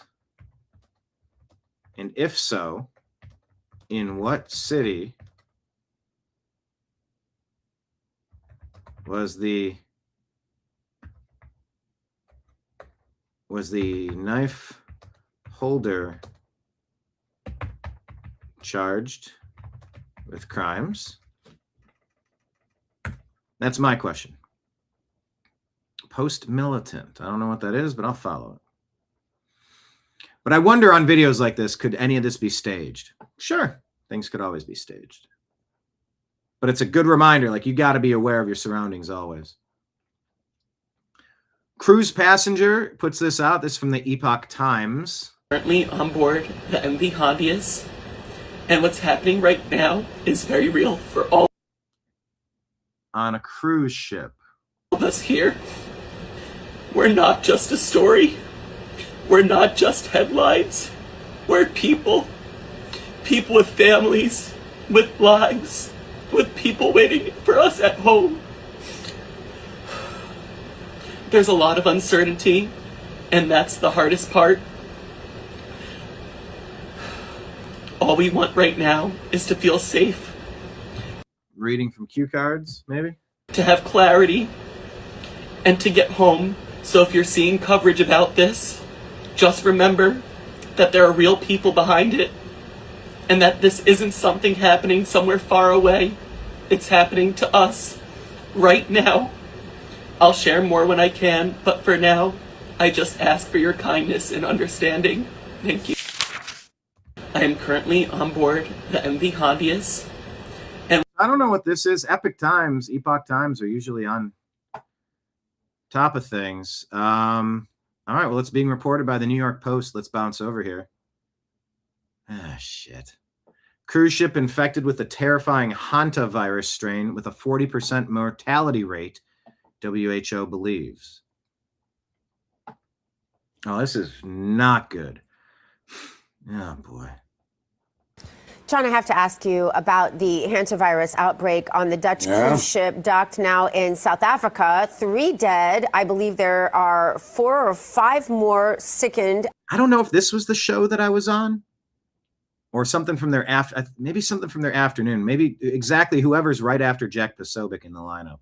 Maybe this person was on the panel. I don't remember. As I last checked, dead bodies still aboard the ship. This is concerning because the World Health Organization boarded this ship and said they didn't find any rats. We've traditionally thought this was a rat-borne disease coming from the dust of rats or rat excrement. None of that was found aboard this ship when it was inspected after these people started falling ill. So, John, now there's speculation. We're a little PTSD after COVID. There's speculation that this could be the one hantavirus that is person-to-person communicated, that this could be some sort of bioweapon, that gain of function may have been used again against us. John, what are you hearing on this? Nobody I've talked to inside the government yet believes that this is a bioweapon yet. Now, we're early in the phase. There is human-to-human transmission, according to my sources in the CDC, and the World Health Organization has suggested that. They're going back to patient 1 to see if that patient whose sickness, I think, broke out around April 10th or 12th, so at the very beginning of the cruise. Where did they fly from? Who were they in contact on the plane? Did they have rats in their facility where they worked or in their home, kind of like what we saw with Gene Hackman a couple of years ago when he and his wife died of the hantavirus. So they're going back to ground zero. I think there's still a level of confidence that someone came in contact with mouse or rat excrement or urine, brought that onto the ship, and then it spread. The hantavirus does spread when you're in close quarters. If you're in a large public area, it's not a highly transmittable disease. But when you're in a close quarters like a cruise ship where everybody is in contact with each other frequently, it does go person to person. I think that's the current theory. That said, we're always looking for the next pandemic. You have to be ready for it in a world that has so much world travel, it has so many bioweapon labs that are being operated right underneath our noses. But everybody I've talked to this morning still thinks that this is a more traditional hantavirus outbreak that just happened to get on a cruise ship where the human-to-human contact becomes much more susceptible to transmission. There's no medicine or prophylactic treatment that you can take to protect against this. No specific antiviral cure once infected, according to Grok. Treatment, purely supportive care, oxygen, ventilation, fluids, blood pressure support in a hospital or ICU. Early medical attention improves survival chances, but nothing you can take in advance prevents it. Avoid contact with rodents or rodent droppings, very rare on modern cruise ships, but possible in port areas or storage. Rodents. Don't disturb dust in potentially contaminated areas. Cruise ship MV Hondius in the Atlantic. Overall risk remains low. Focus on prevention through avoidance rather than medication. If you develop flu-like symptoms, fever, muscle aches, shortness of breath after possible rodent exposure, seek medical help immediately. Okay. So that's a thing. Yeah, you're right, Dina. Remember the University of Michigan, Chinese brought in deadly fungus. Yes. Fungi. Asymmetrical warfare. You go on all fronts, full spectrum dominance. Yeah, I remember that quite vividly as well, Dina. All those fires being started at the exact same time, it seemed, as if there was a group that was organized to commit eco-terrorism. 3 pointing back. Ecology is messed up, so I'm going to burn the whole state down. Okay, lunatic. 8 fires started the same day in Saggy, northern Michigan. Soggy. Only state that was not in drought, the opposite of rain and flooding. I remember in Canada, they were, and there are fire seasons and there are lightning strikes that can start things. And I don't know. I think we need to do a better job. I've always thought, like, in susceptible areas where there are forests that have on average caught on fire over the past 10, 20, 30, 40, 50, 100 years, 200 years, you go back to the stories and count them. Why are we not filling gigantic, like, barriers, like a grid full of water, pump it up from the sea, especially on the California coast, for example, Michigan, take it from the lake and what have you, and just keep a reservoir that melts if there's a fire that gets that hot, and it'll put all the water out. Like an above ground, everything would be above ground. Like a fire sprinkler system, heat activated. Anyway, that's what's going on the cruise ships. Be careful. Glad I shared that story so we could talk about it. Lyme disease is showing up next to a bioweapons lab full of infected ticks. Is that just a coincidence? This is on Patrick Bet David. How many people have Lyme disease, including people we know? Mm-hmm. Where did Lyme disease come from? I can tell you with a high degree of probability, it came from... High degree of probability. I like that he didn't say with the high degree of certainty. He said that properly. He goes, we're pretty close to almost 100% sure. A high degree of probability. I like that he was honest about that. He left a little wiggle room. That's good. Lab 257 on Plum Island, just outside of Connecticut, 25 miles from Lyme, Connecticut, where the first case was described. How do we know that? First of all, you can read the book Bitten. It's a great book. When the Nazi war criminal doctors were executed in Nuremberg, at least one of them was spared and brought to the United States so that he could, his mind could be used by the U.S. military for so-called biodefense. And they put him on Plum Island. And he had said very openly that he believed an incredible form of biowarfare was infecting ticks. And that's what Lyme disease is. And then it shows up 25 miles away. And by the way, that's not the only thing that showed up close by. They found half rat, half deer carcasses on, what's it called, in the Hamptons, the last town. Montauk. Yeah, it washed up in Montauk. This is like in the 90s. What the hell's going on there? Again, a bunch of mad scientists doing things, and all these people have Lyme disease. How many physicians know that it came from Lab 257, that Lyme disease came from? Approximately 1%, right? Because these are things we are never honest with ourselves, that just because you can do something doesn't mean you should do it. And sometimes we can cause more harm than we can good by messing with Mother Nature.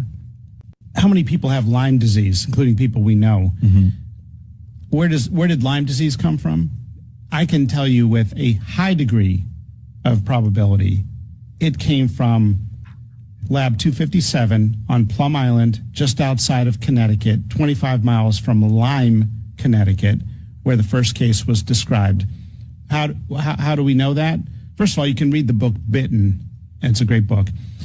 When the Nazi war criminal doctors were executed in Nuremberg, at least one of them was spared and brought to the United States so that he could, his mind could be used by the U.S. military for so-called biodefense.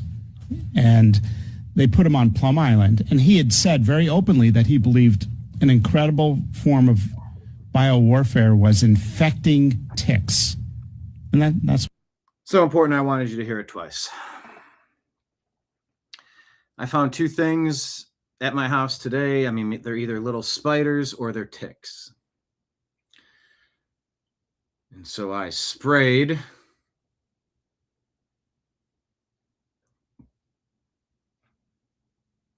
let's see, which one is the best one? This one. I mean, I just never dealt with ticks before, and now they seem to be everywhere. These are the little tiny spiders or little ticks. And they were both kind of moving and dead, like zombie ticks. Like this one was alive until I looked at it, and then it it went belly up. And the other one, I thought for sure it was alive, and when I knocked it in to flush it down, it was gone too. Super weird. Palm Island over by Lime Beach, across from Lemon Bay. Exactly.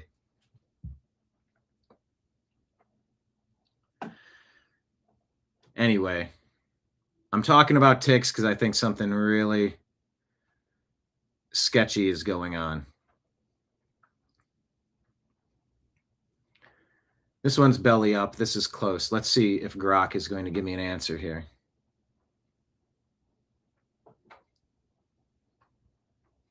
Thinking about my request. Hit the thumbs up button, hit like, hit subscribe, share the show with a friend, please. Asmongold says that the White House really posted this. Did the White House post this? I'm going to look this up, but check this out. It's kind of wild. Ooh, Operation Epic Fury.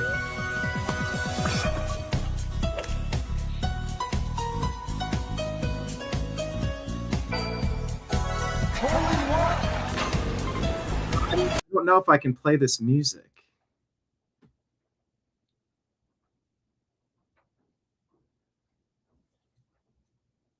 Well, Grok is telling me this is a weevil, a beetle characterized by But I found two weevils today. Harmless to humans, don't bite, sting, or carry disease. Most are plant eaters. Adults chew leaves.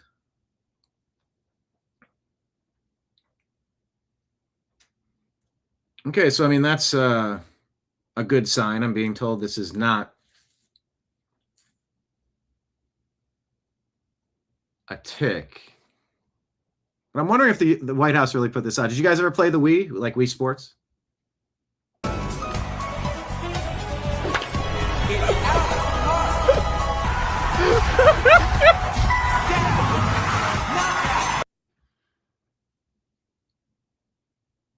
Got him! Slam dunk! Wow. Man. Oh, God. Just graveyard dancing? Yeah, they have to stop this? Oh, it says the White House. That came from the White House. Let me ask Grok if I can find it. White House, Wii Sports, Iran.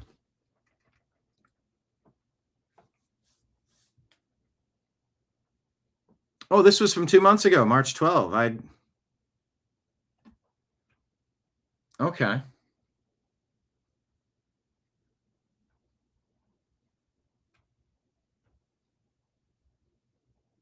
Yeah, they're saying these things that I found today. 2 of them at both doors today. It was very weird. And Nimbus has been very sick today. It's either the type of food. It could be 3 things. And I'm trying to figure out. And I'm like, oh, I wonder if Nimbus got bit by one of these things. I guess they're not that type of thing.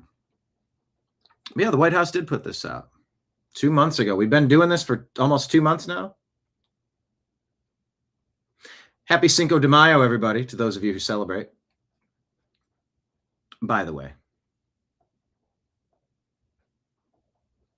Now, this is a telling conversation. This dude asks this lady, if things went sideways, who would you support?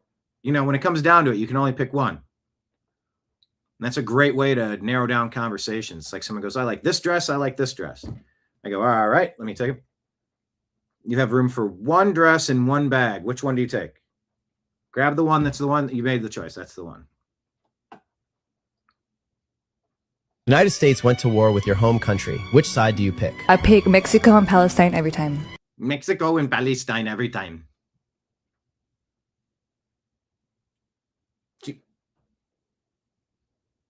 Mexico and Palestine every time if war broke out.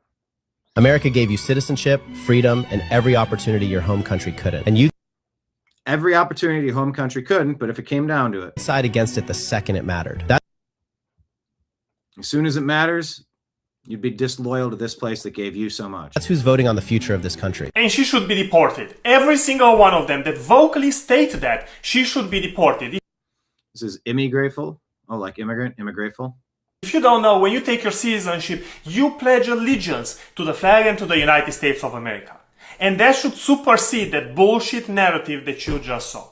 If you come to this country and this country welcomes you in when they don't have to, right? And they give you a job, they give you a roof, they give you the opportunities, they give you the chance to chase your American dream.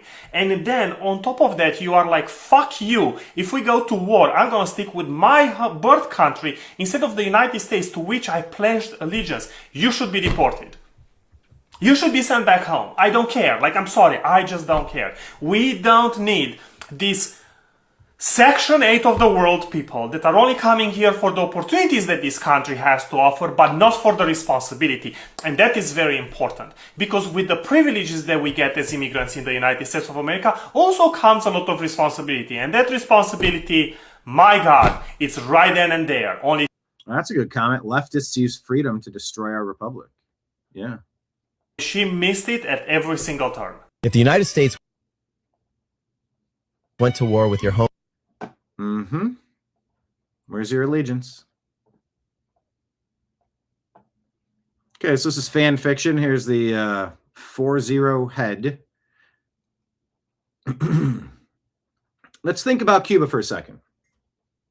Cheers. Hit like, hit subscribe, share the show with a friend. Rumble rant tips, super chat tips available. Venmo, Cash App, PayPal. If you like being a regular here, we appreciate you as always. 40 says, the world watched our great president, real Donald Trump, say that we're going to be taking over Cuba. What the world doesn't understand is that we're not taking over Cuba from Cuba.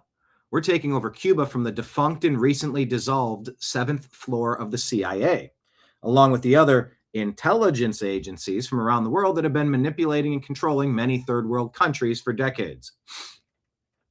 And I assure you, Marco Rubio has thoughts on this.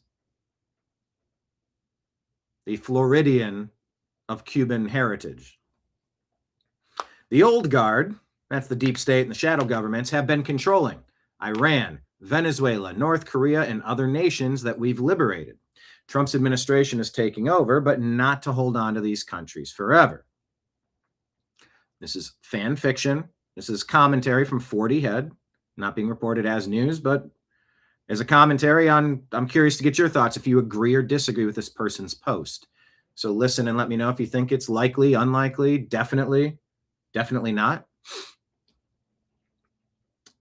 The author says, we're taking over these nations in order to remove the last vestiges and holdouts from multiple generations of corrupt leaders, puppet masters that were forced onto the people, subjecting innocent people to years of tyranny, violence, and poverty.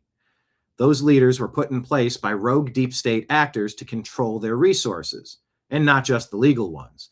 The old guard has been using these countries to fund and direct criminal activity, including terrorism, drug trafficking, assassinations, human trafficking, weapons trafficking, etc. Sounds like all the worst things. The author wraps up, we are freeing the citizens of these severely oppressed nations. They'll finally have a chance to thrive. They'll finally be able to hold legitimate political debates and elect their own governments. They'll have a real chance at being free and offered immediate legitimate trade agreements with the United States. No more oppression, no more enslavement, and no more abuse.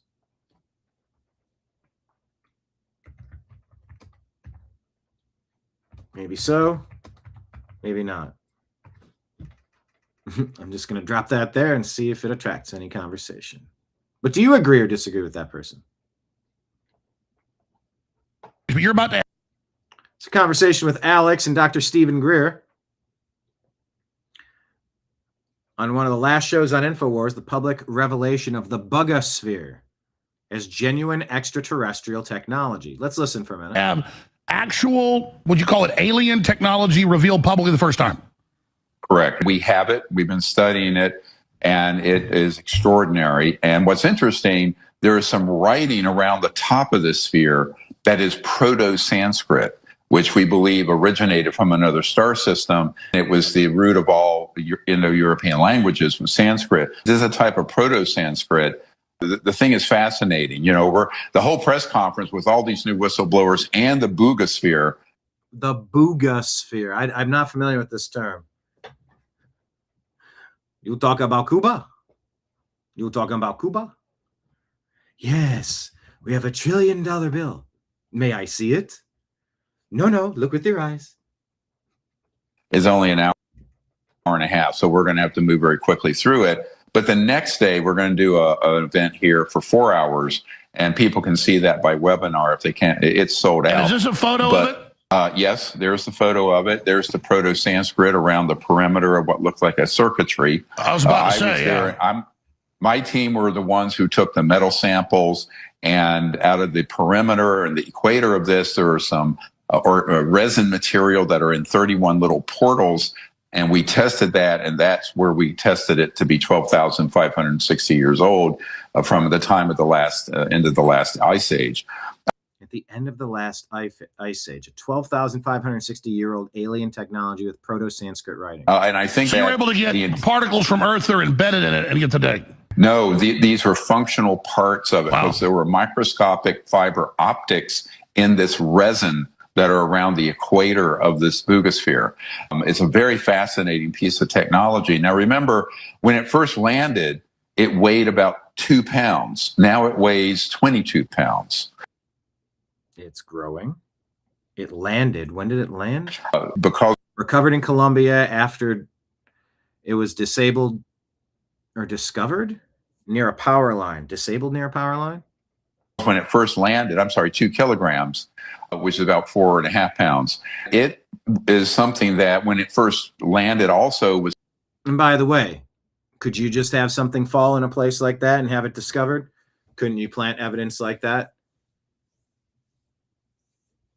Could you build it with something that could be carbon dated to be 12,000 years old? If you could recover that much organic matter? This is weird. It was cold to the touch. A farmer nearby grabbed it when it got disabled. It got shorted out near a power line. We have the video of it. And he grabbed it. It was just a regular guy out in the country in Colombia, South America.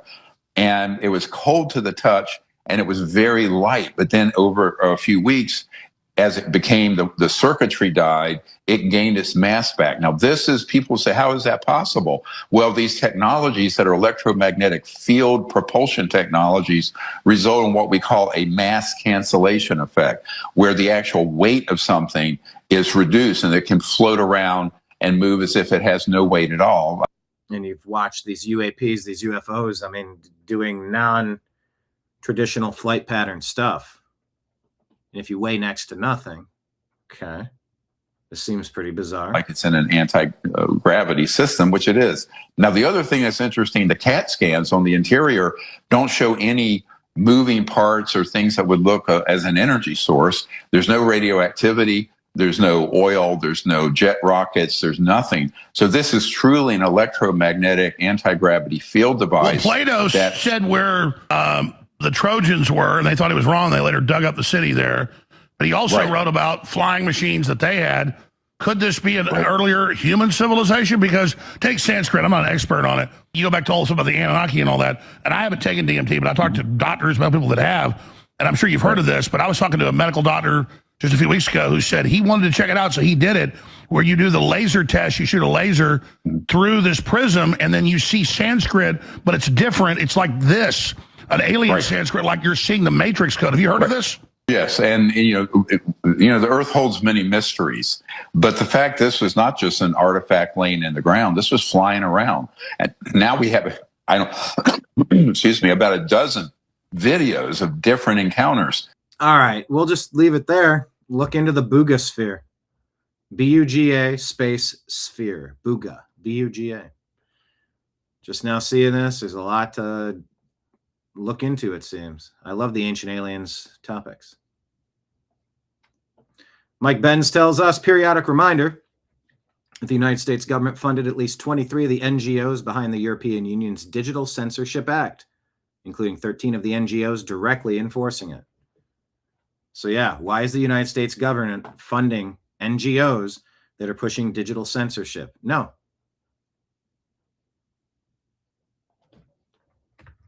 Resist button.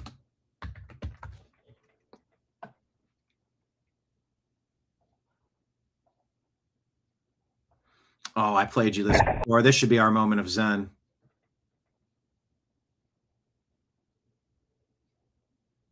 We'll play it a little early.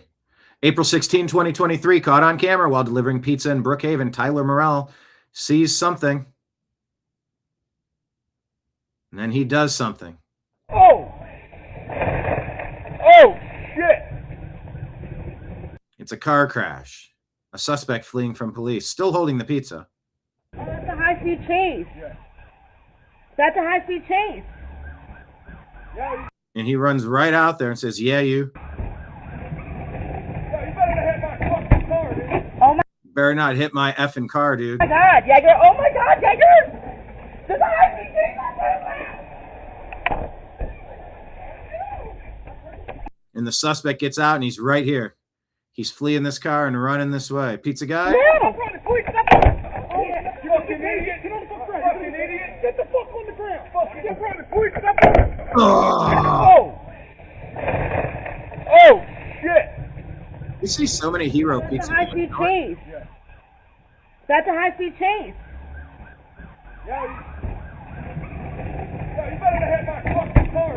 Oh my God, Jaeger! Oh my God, Jaeger!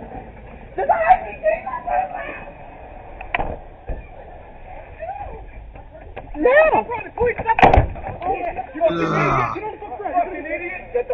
You effing idiot. Oh! So beautiful.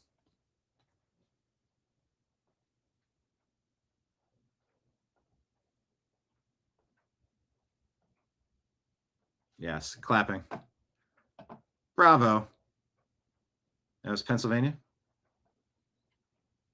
Tucker Carlson might run for what? I know you said you'll never do this, but I would ask the question, why wouldn't you actually run to preserve the heart and soul of the Conservative Party as you see it? So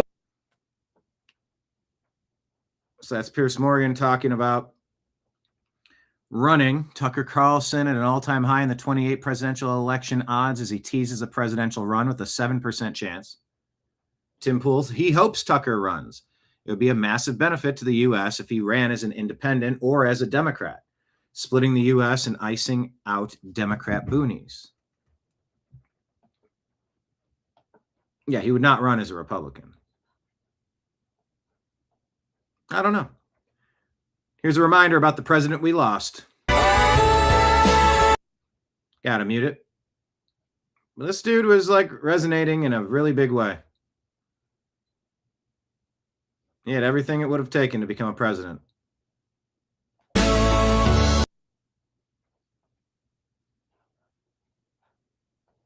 I see Charlie. I share Charlie. You don't get to silence him that way.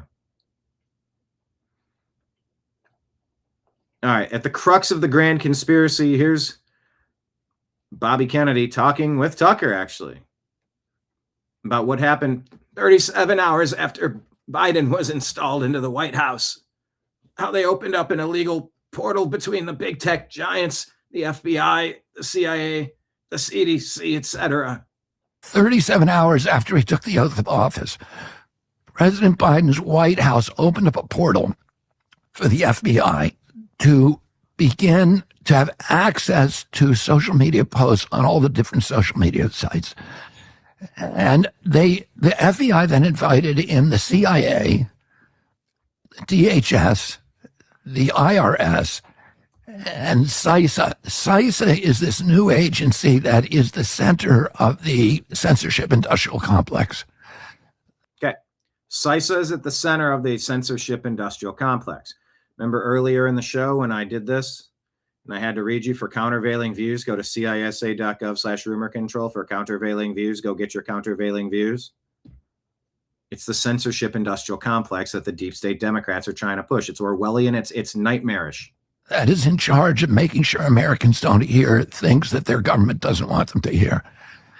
And those agencies and other agencies, including the health agencies like CDC, were given access to go into the social media sites and change posts and slow walk things and shadow ban posts. That it was.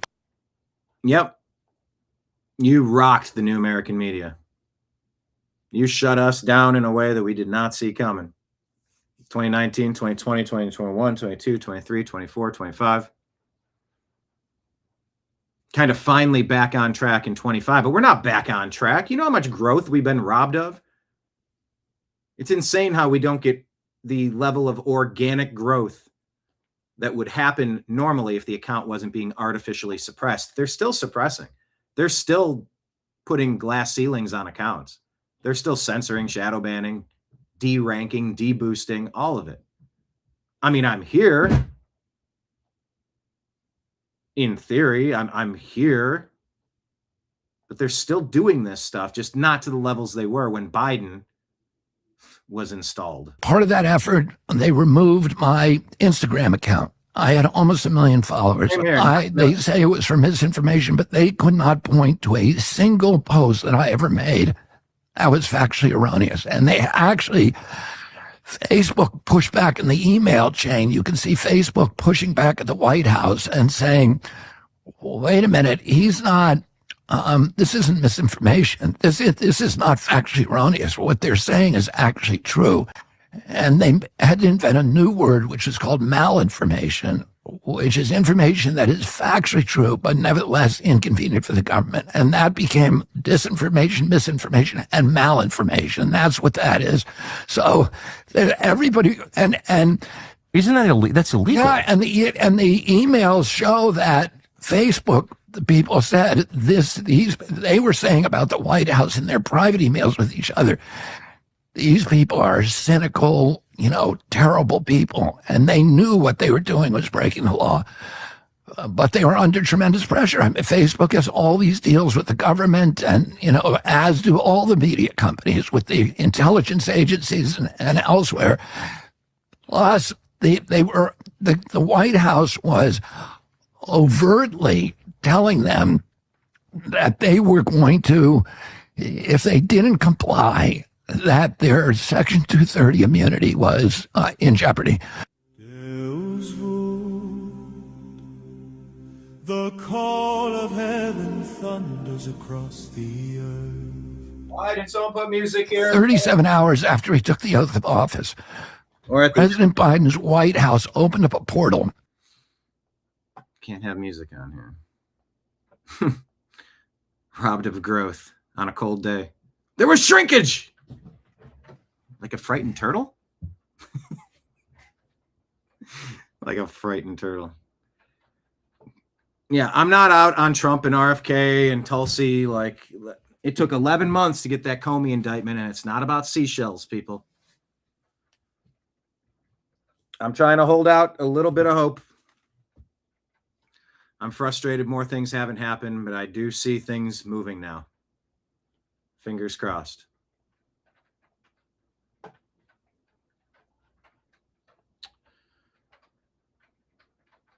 All right, you know that story I was telling you about Charlottesville and SPLC funding bad guys go do bad things so you can get photo opportunities that can be used for fundraising opportunities, causing mass formation psychosis amongst a large population of the country to make them believe things that just simply aren't true so that they can demonize their political opponents and gain power and control over them in perpetuity. That's what this is about. Mr. Acting Attorney General, how did they get away with this for so long? I mean, it's a great question. I said today during the press conference that we know that this investigation was opened during the Biden administration and then mysteriously closed. I really don't have any information about why it was closed. And then we started again last year. The FBI did, working with the U.S. Attorney in Alabama. And it's extraordinarily egregious. You just talked about it. But imagine a donor to the SPLC if they were told, by the way, we're going to give the money you're giving us to the Ku Klux Klan. Okay? Like, in some cases, over $1 million. I mean, it's incredible. Now, they say they're no longer using these informants in this way. Yeah, they call them informants. They're event planners. You can call them event planners. They're in the event planning app together, planning the event. You can call them an event planner. I mean, you're not getting away with saying you did nothing wrong here. You got to be kidding me. And that it was necessary because they had all sorts of threats against the organization, firebombing threats and other acts of purported violence. And that's why they had to use these informants. And to that, you say? Well, to that I say, for one, the indictment charges all the way through 2023. So I'm here to speak about what they're doing right now, but that indictment charges a long period of time through 2023. And second, and more importantly, there's no allegation or information in the indictment that suggests they shared that information with law enforcement. They have communicated. They said they did. Well, they have communicated when they so chose with law enforcement over the years. There's no information that we have that suggests that the money that they were paying to these informants and these members of these organizations, they then turned around and shared what they learned with law enforcement. To the contrary, or else we would have known from their own words that they had given this money to these guys, and we didn't know it. What about Charlottesville and the Charlottesville Unite the Right rally? Were they involved in that? Yes. So what we allege in the indictment and what the grand jury found is that one of the individuals that they paid was one of the folks who helped organize that terrible event. And so so imagine what we're talking about, Laura. We're talking about an organization that actively came out and just screamed it from the top of their lungs. So just so people understand watching this, did these informants in some cases, given the evidence you've seen, actually initiate what would ultimately be these activities? This meme. Wait, the KKK is Democrat funded? Always has been. And obviously Charlottesville ended with a tragedy. Well, we know that they were part of those. They were part of it, whether they were the leaders or the whole thing, all of the back and forth. There was a guy, there was a car, there was a car that hit several people and took the life of somebody. And that's all Charlottesville is about, because you got your sacrifice. Congratulations, SPLC Democrats, KKK, same thing. Congrats. Oh, like Minneapolis. Well, you got those two people. Those two people. One's kicking out the taillights of the ICE vehicles, getting into fights, screaming in their faces, gunning your minivan into an ICE agent. Congratulations. You got your sacrifice, your martyr. It's just a shame to see what the Democrats promote. None of that needed to happen.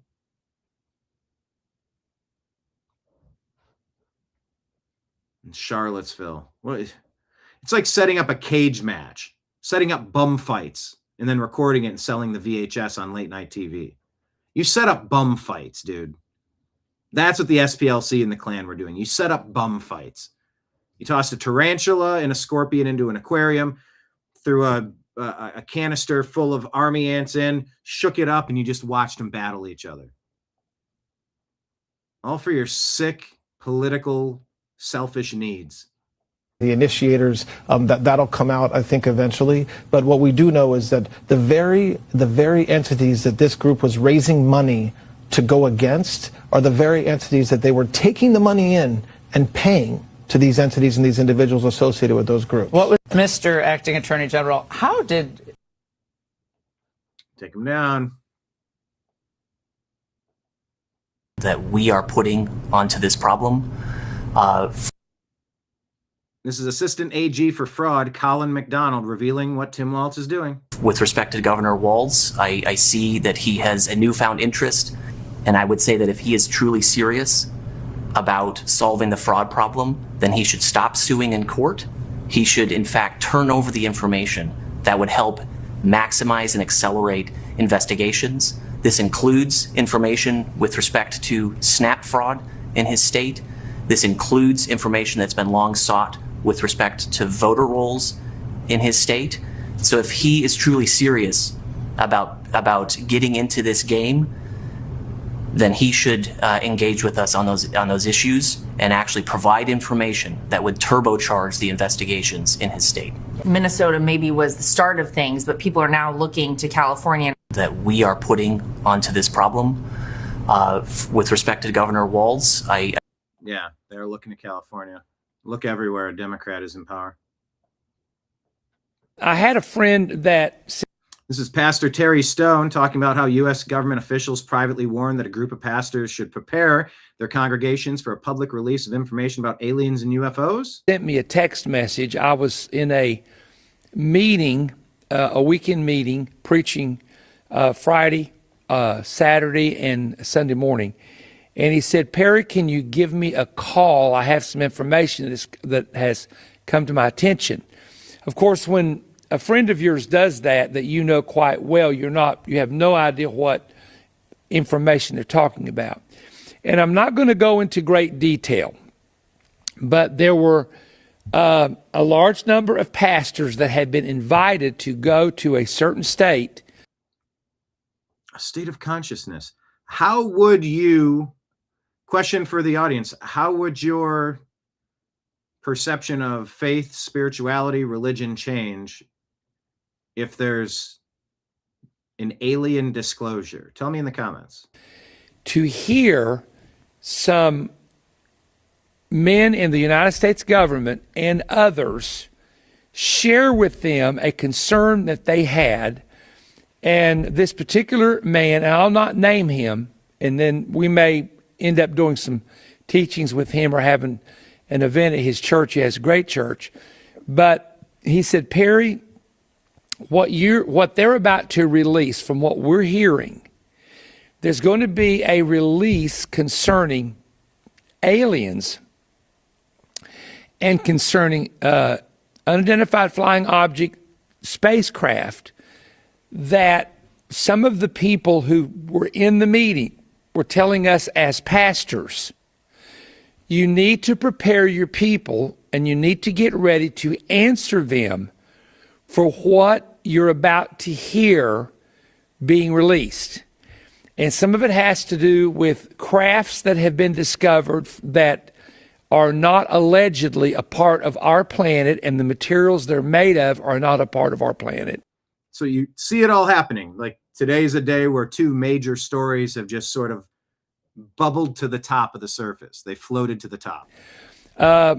Very strange reptilian-looking creatures and other things that almost sound like something out of a sci-fi movie or an Orson Welles book. I had a friend that sent me a text message. I was in a meeting, a weekend meeting, preaching Friday, Saturday, and Sunday morning. It's hard to tell on Instagram. Like they need to have, you just start listening and it just goes on and on. You're like, wait, am I hearing the same part of this again? And he said, Perry, can you give me a call? I have some information that has come to my attention. Of course, when a friend of yours does that you know quite well, you have no idea what information they're talking about. And I'm not going to go into great detail, but there were a large number of pastors that had been invited to go to a certain place. Yep. Okay. So it did reset right there. All right. Well, look, that's Pastor Terry Stone. Curious what you think if there was some revelation. Like Leon, no biggie. Kenneth, it would change not or nothing. Hell, we have Democrats, so it can't get any worse.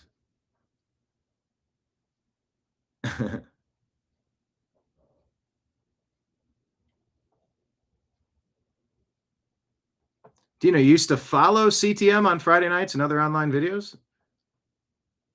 If you're on X, send me a message. Do you have a channel? You have shows? I'll have to check that out. Yeah, John B has been a long time. God, I had John B. Wells on the Agree to Disagree show here back before he started Caravan to Midnight, and they've done like 15,000 episodes or 10,000, a ton of episodes. I forget exactly.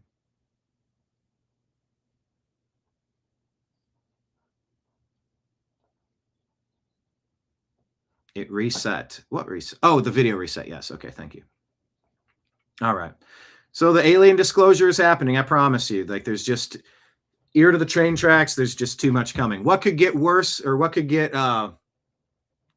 what could possibly become more shocking and earth-shattering than COVID during an election cycle? Aliens, Project Bluebeam.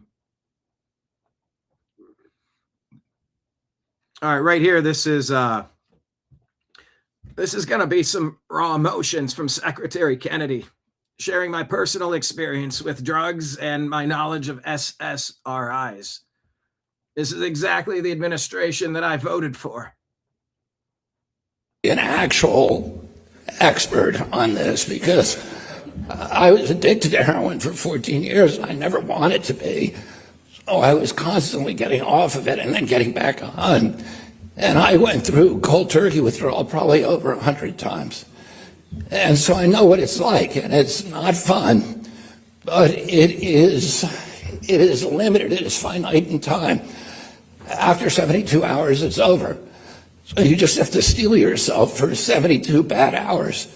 But I've watched people come off of SSRIs, and it's not even comparable. And I watched a family member get off of them after a couple of years on them, and she was suicidal literally every day. She woke up every morning and said, I don't want to live. And she said, the only reason I'm staying alive is for you guys, for the family. And that's heartbreaking to hear from a family member.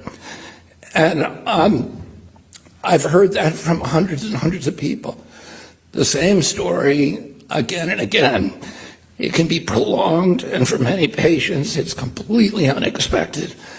And the physicians handle this by saying, oh, this is your original symptom. Reasserting yourself, you need to get back on the SSRIs. And they get locked in a lifetime cycle that is, that for many patients is absolutely cataclysmic. This is a system failure. We're not going to ignore it. And let me be clear, if you are taking psychiatric medication, we're not telling you to stop. We're making sure that you and your clinician have the information and support to make the right decisions for you. But I happen to be an actual... So I'm very appreciative of Bobby Kennedy for what he's doing there. No, Project Bluebeam, not Project Jim Beam. Followed by Cola Wars. Rock and roller Cola Wars. I can't take it anymore. Yeah, I'm appreciative of Bobby Kennedy. I'm glad he's a part of MAGA and MAHA.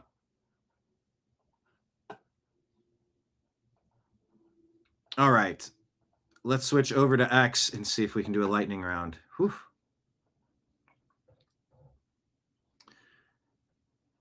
There's our Patreon pinned at the top of our X account. If someone wants to sign up for $5 or $10 a month or $100 or whatever you want to do, you can do it right here on Patreon. Just click the link. It's at the top of our X account. Great way to find us and help us.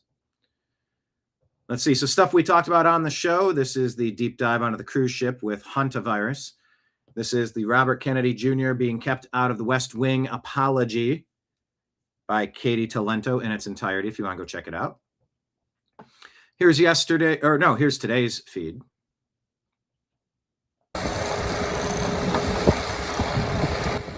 By the way, under Barack Hussein Obama, the reflection pool at the Lincoln Memorial, reflection pool, they were supposed to do that and were quoted $300 million to repair this. Now, a private pool contractor has been hired to fix this for $1.5 to $2 million. Same pool that the National Park Service was quoting $300 million to repair. So where did I get 200? This is 300. That's a $298 million gap for a pool.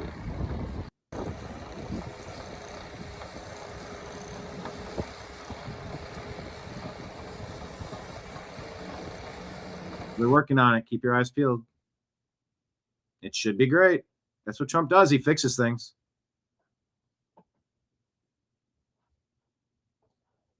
You got a builder versus a destroyer.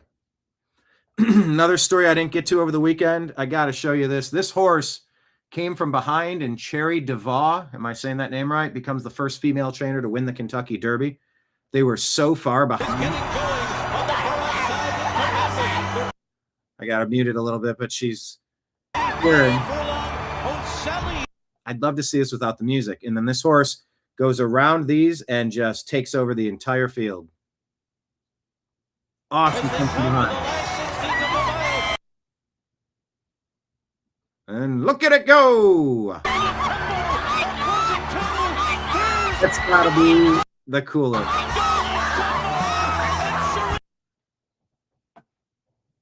I mean, a feeling like nothing else. You'd have to check 100 times. Did it really happen? That was pretty cool. I guess the winning jockey had his brother was in the race with him too, which is pretty cool. So that was something I didn't even touch on yesterday's show. I meant to. Sorry about that. What did a residential neighborhood in Los Angeles look like?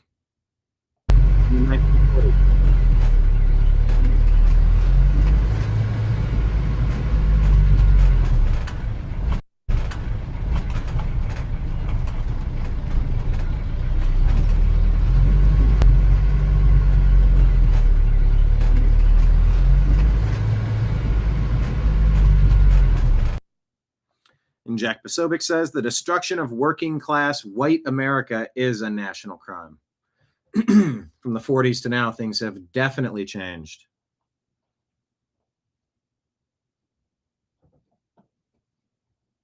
Thomas Massey says Biden took the unprecedented step of using the Department of Transportation and the Department of Justice to block a merger of JetBlue and faltering Spirit. That block and high fuel prices have led to Spirit's demise. Here I am in 2023 grilling Secretary Buttigieg about the block. It was all Democrats. The merged companies wouldn't have even been in the top 4 companies, and now they have less competition for the top 4.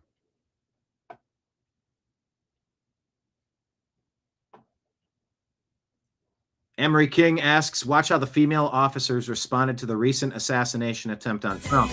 Be honest, should women be in law enforcement? Take a look at this. I didn't quite notice this prior.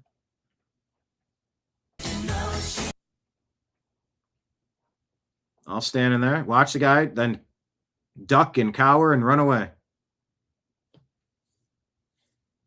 Run away, run away, run away.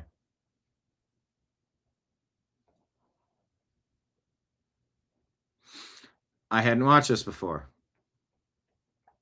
Are all 3 of those ladies? Or is that person on dude? Readers added context that TSA screening agents are unarmed. Well, I guess if I were unarmed in a fight, I'd want to get out of it as quickly as possible too. But if I were armed, it's like you know, you're one of the good guys. You better act like a good guy. You might be the only good guy in the room. Italy's fertility rate has collapsed. Elon says the trend keeps going. Sean Spicer says, shout out. President Trump wishing everybody a happy Taco Tuesday and a Cinco de Mayo. The best taco bowls are made in Trump Tower Grill. I love Hispanics. I mean, true, and I do too. Being against people bum rushing your border with criminal histories unknown, causing problems inside, uninvited. Yeah, I have a problem with that. I love Hispanics. I love Taco Tuesday. I love Cinco de Mayo. This guy, Jeffrey Mead, is going to play you this clip from this alderman in Chicago. It's insane. He wants to file charges because a business is being robbed into bankruptcy. It's almost unbelievable to listen to. Here, Walgreens should be charged. Walgreens should be charged with first-degree corporate abandonment. It should be a crime the way they're treating our elders. It should be a crime the way they're treating our families. Empty shelves, store closing. So this here's they've been robbed blind. Essentially a member of the city council in Chicago. From the research I've done, he's a Democrat. And this right here is why Black people struggle, or one of the key reasons. Let's think about this. Let's just break this down thinking about incentive structures. When businesses open new locations, what do they open these locations with in mind? Making more money, that business being profitable, expanding profitable operations. If that business is doing well and making money, they're going to keep it open. This Walgreens is closing due to so much crime and shoplifting that it's no longer safe or profitable for them to operate in that area. And when Walgreens was being robbed blind, he wasn't out here talking about this. And if he was, he did not have this level of energy calling out the theft that was destroying and harming that business. But again, this is why Black people struggle, because 80 to 90% of us vote for people like this. And we believe this is the way to do things and be successful. So when the business is being robbed blind, we're going to be quiet.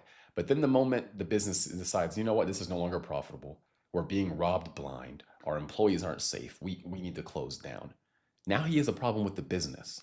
We're not entitled to a business's product or service. It's so entitled to watch him get up here and say this. That business doesn't owe you anything. But again, I want to harp on this because this is one of the reasons why Black people struggle, because we will sit there and watch local businesses in our own communities get robbed blind, get destroyed, and we will say essentially nothing. Oh, that sucks. But then let that business protect its own interest and its own people, and now the business is a problem. The lack of Democrats' willingness to deal with the obvious criminality. It's very intentional. It's racist, it's this, it's harming our elderly people. Let's look a little past what's right in front of our nose. Let's understand that businesses are there to make money, and if they're not making money, they're likely going to close down. So then let's try to work to make sure that business is not losing money to a bunch of theft in that community. It's fairly simple stuff that a bunch of us just ignore. But again, rather than calling out that crime and working hard to fight against it, and even going out into public and talking like this against the crime that's harming these businesses, no. We're going to wait for the business to shut down due to being robbed blind, and then we're going to go out there and we're going to demonize the business.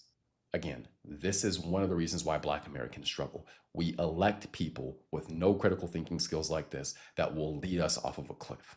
It's stupid. He should be working to make it profitable for businesses to open up in this area, not demonizing businesses for closing after they've been robbed blind. Anyway, that's all I've got for now. Yeah, this guy gives good analysis, Jeffrey Mead. And that's where I'm going to leave it for now. Oh, of course, we'll get this fun glitch on Restream where I can't close. Oh, that's weird. All right, we'll do it that way. Thank you, everybody, for being here. A lot going on, and there's more news stories in that X account that I did not get to today. I just had a lot queued up in the Instagram feed. Yeah, every day. I mean, it is a barrage of news each day. And I try my best to give you a scatter shot of things to make you think, to make you question, to make you learn, or to help you learn. If I get anything wrong, you tell me in the comments. You know, it's a two-sided conversation here. And yeah, it's one of my favorite parts of the day, sitting down and going through all this stuff, learning and debunking and chatting and joking. All of that jazz.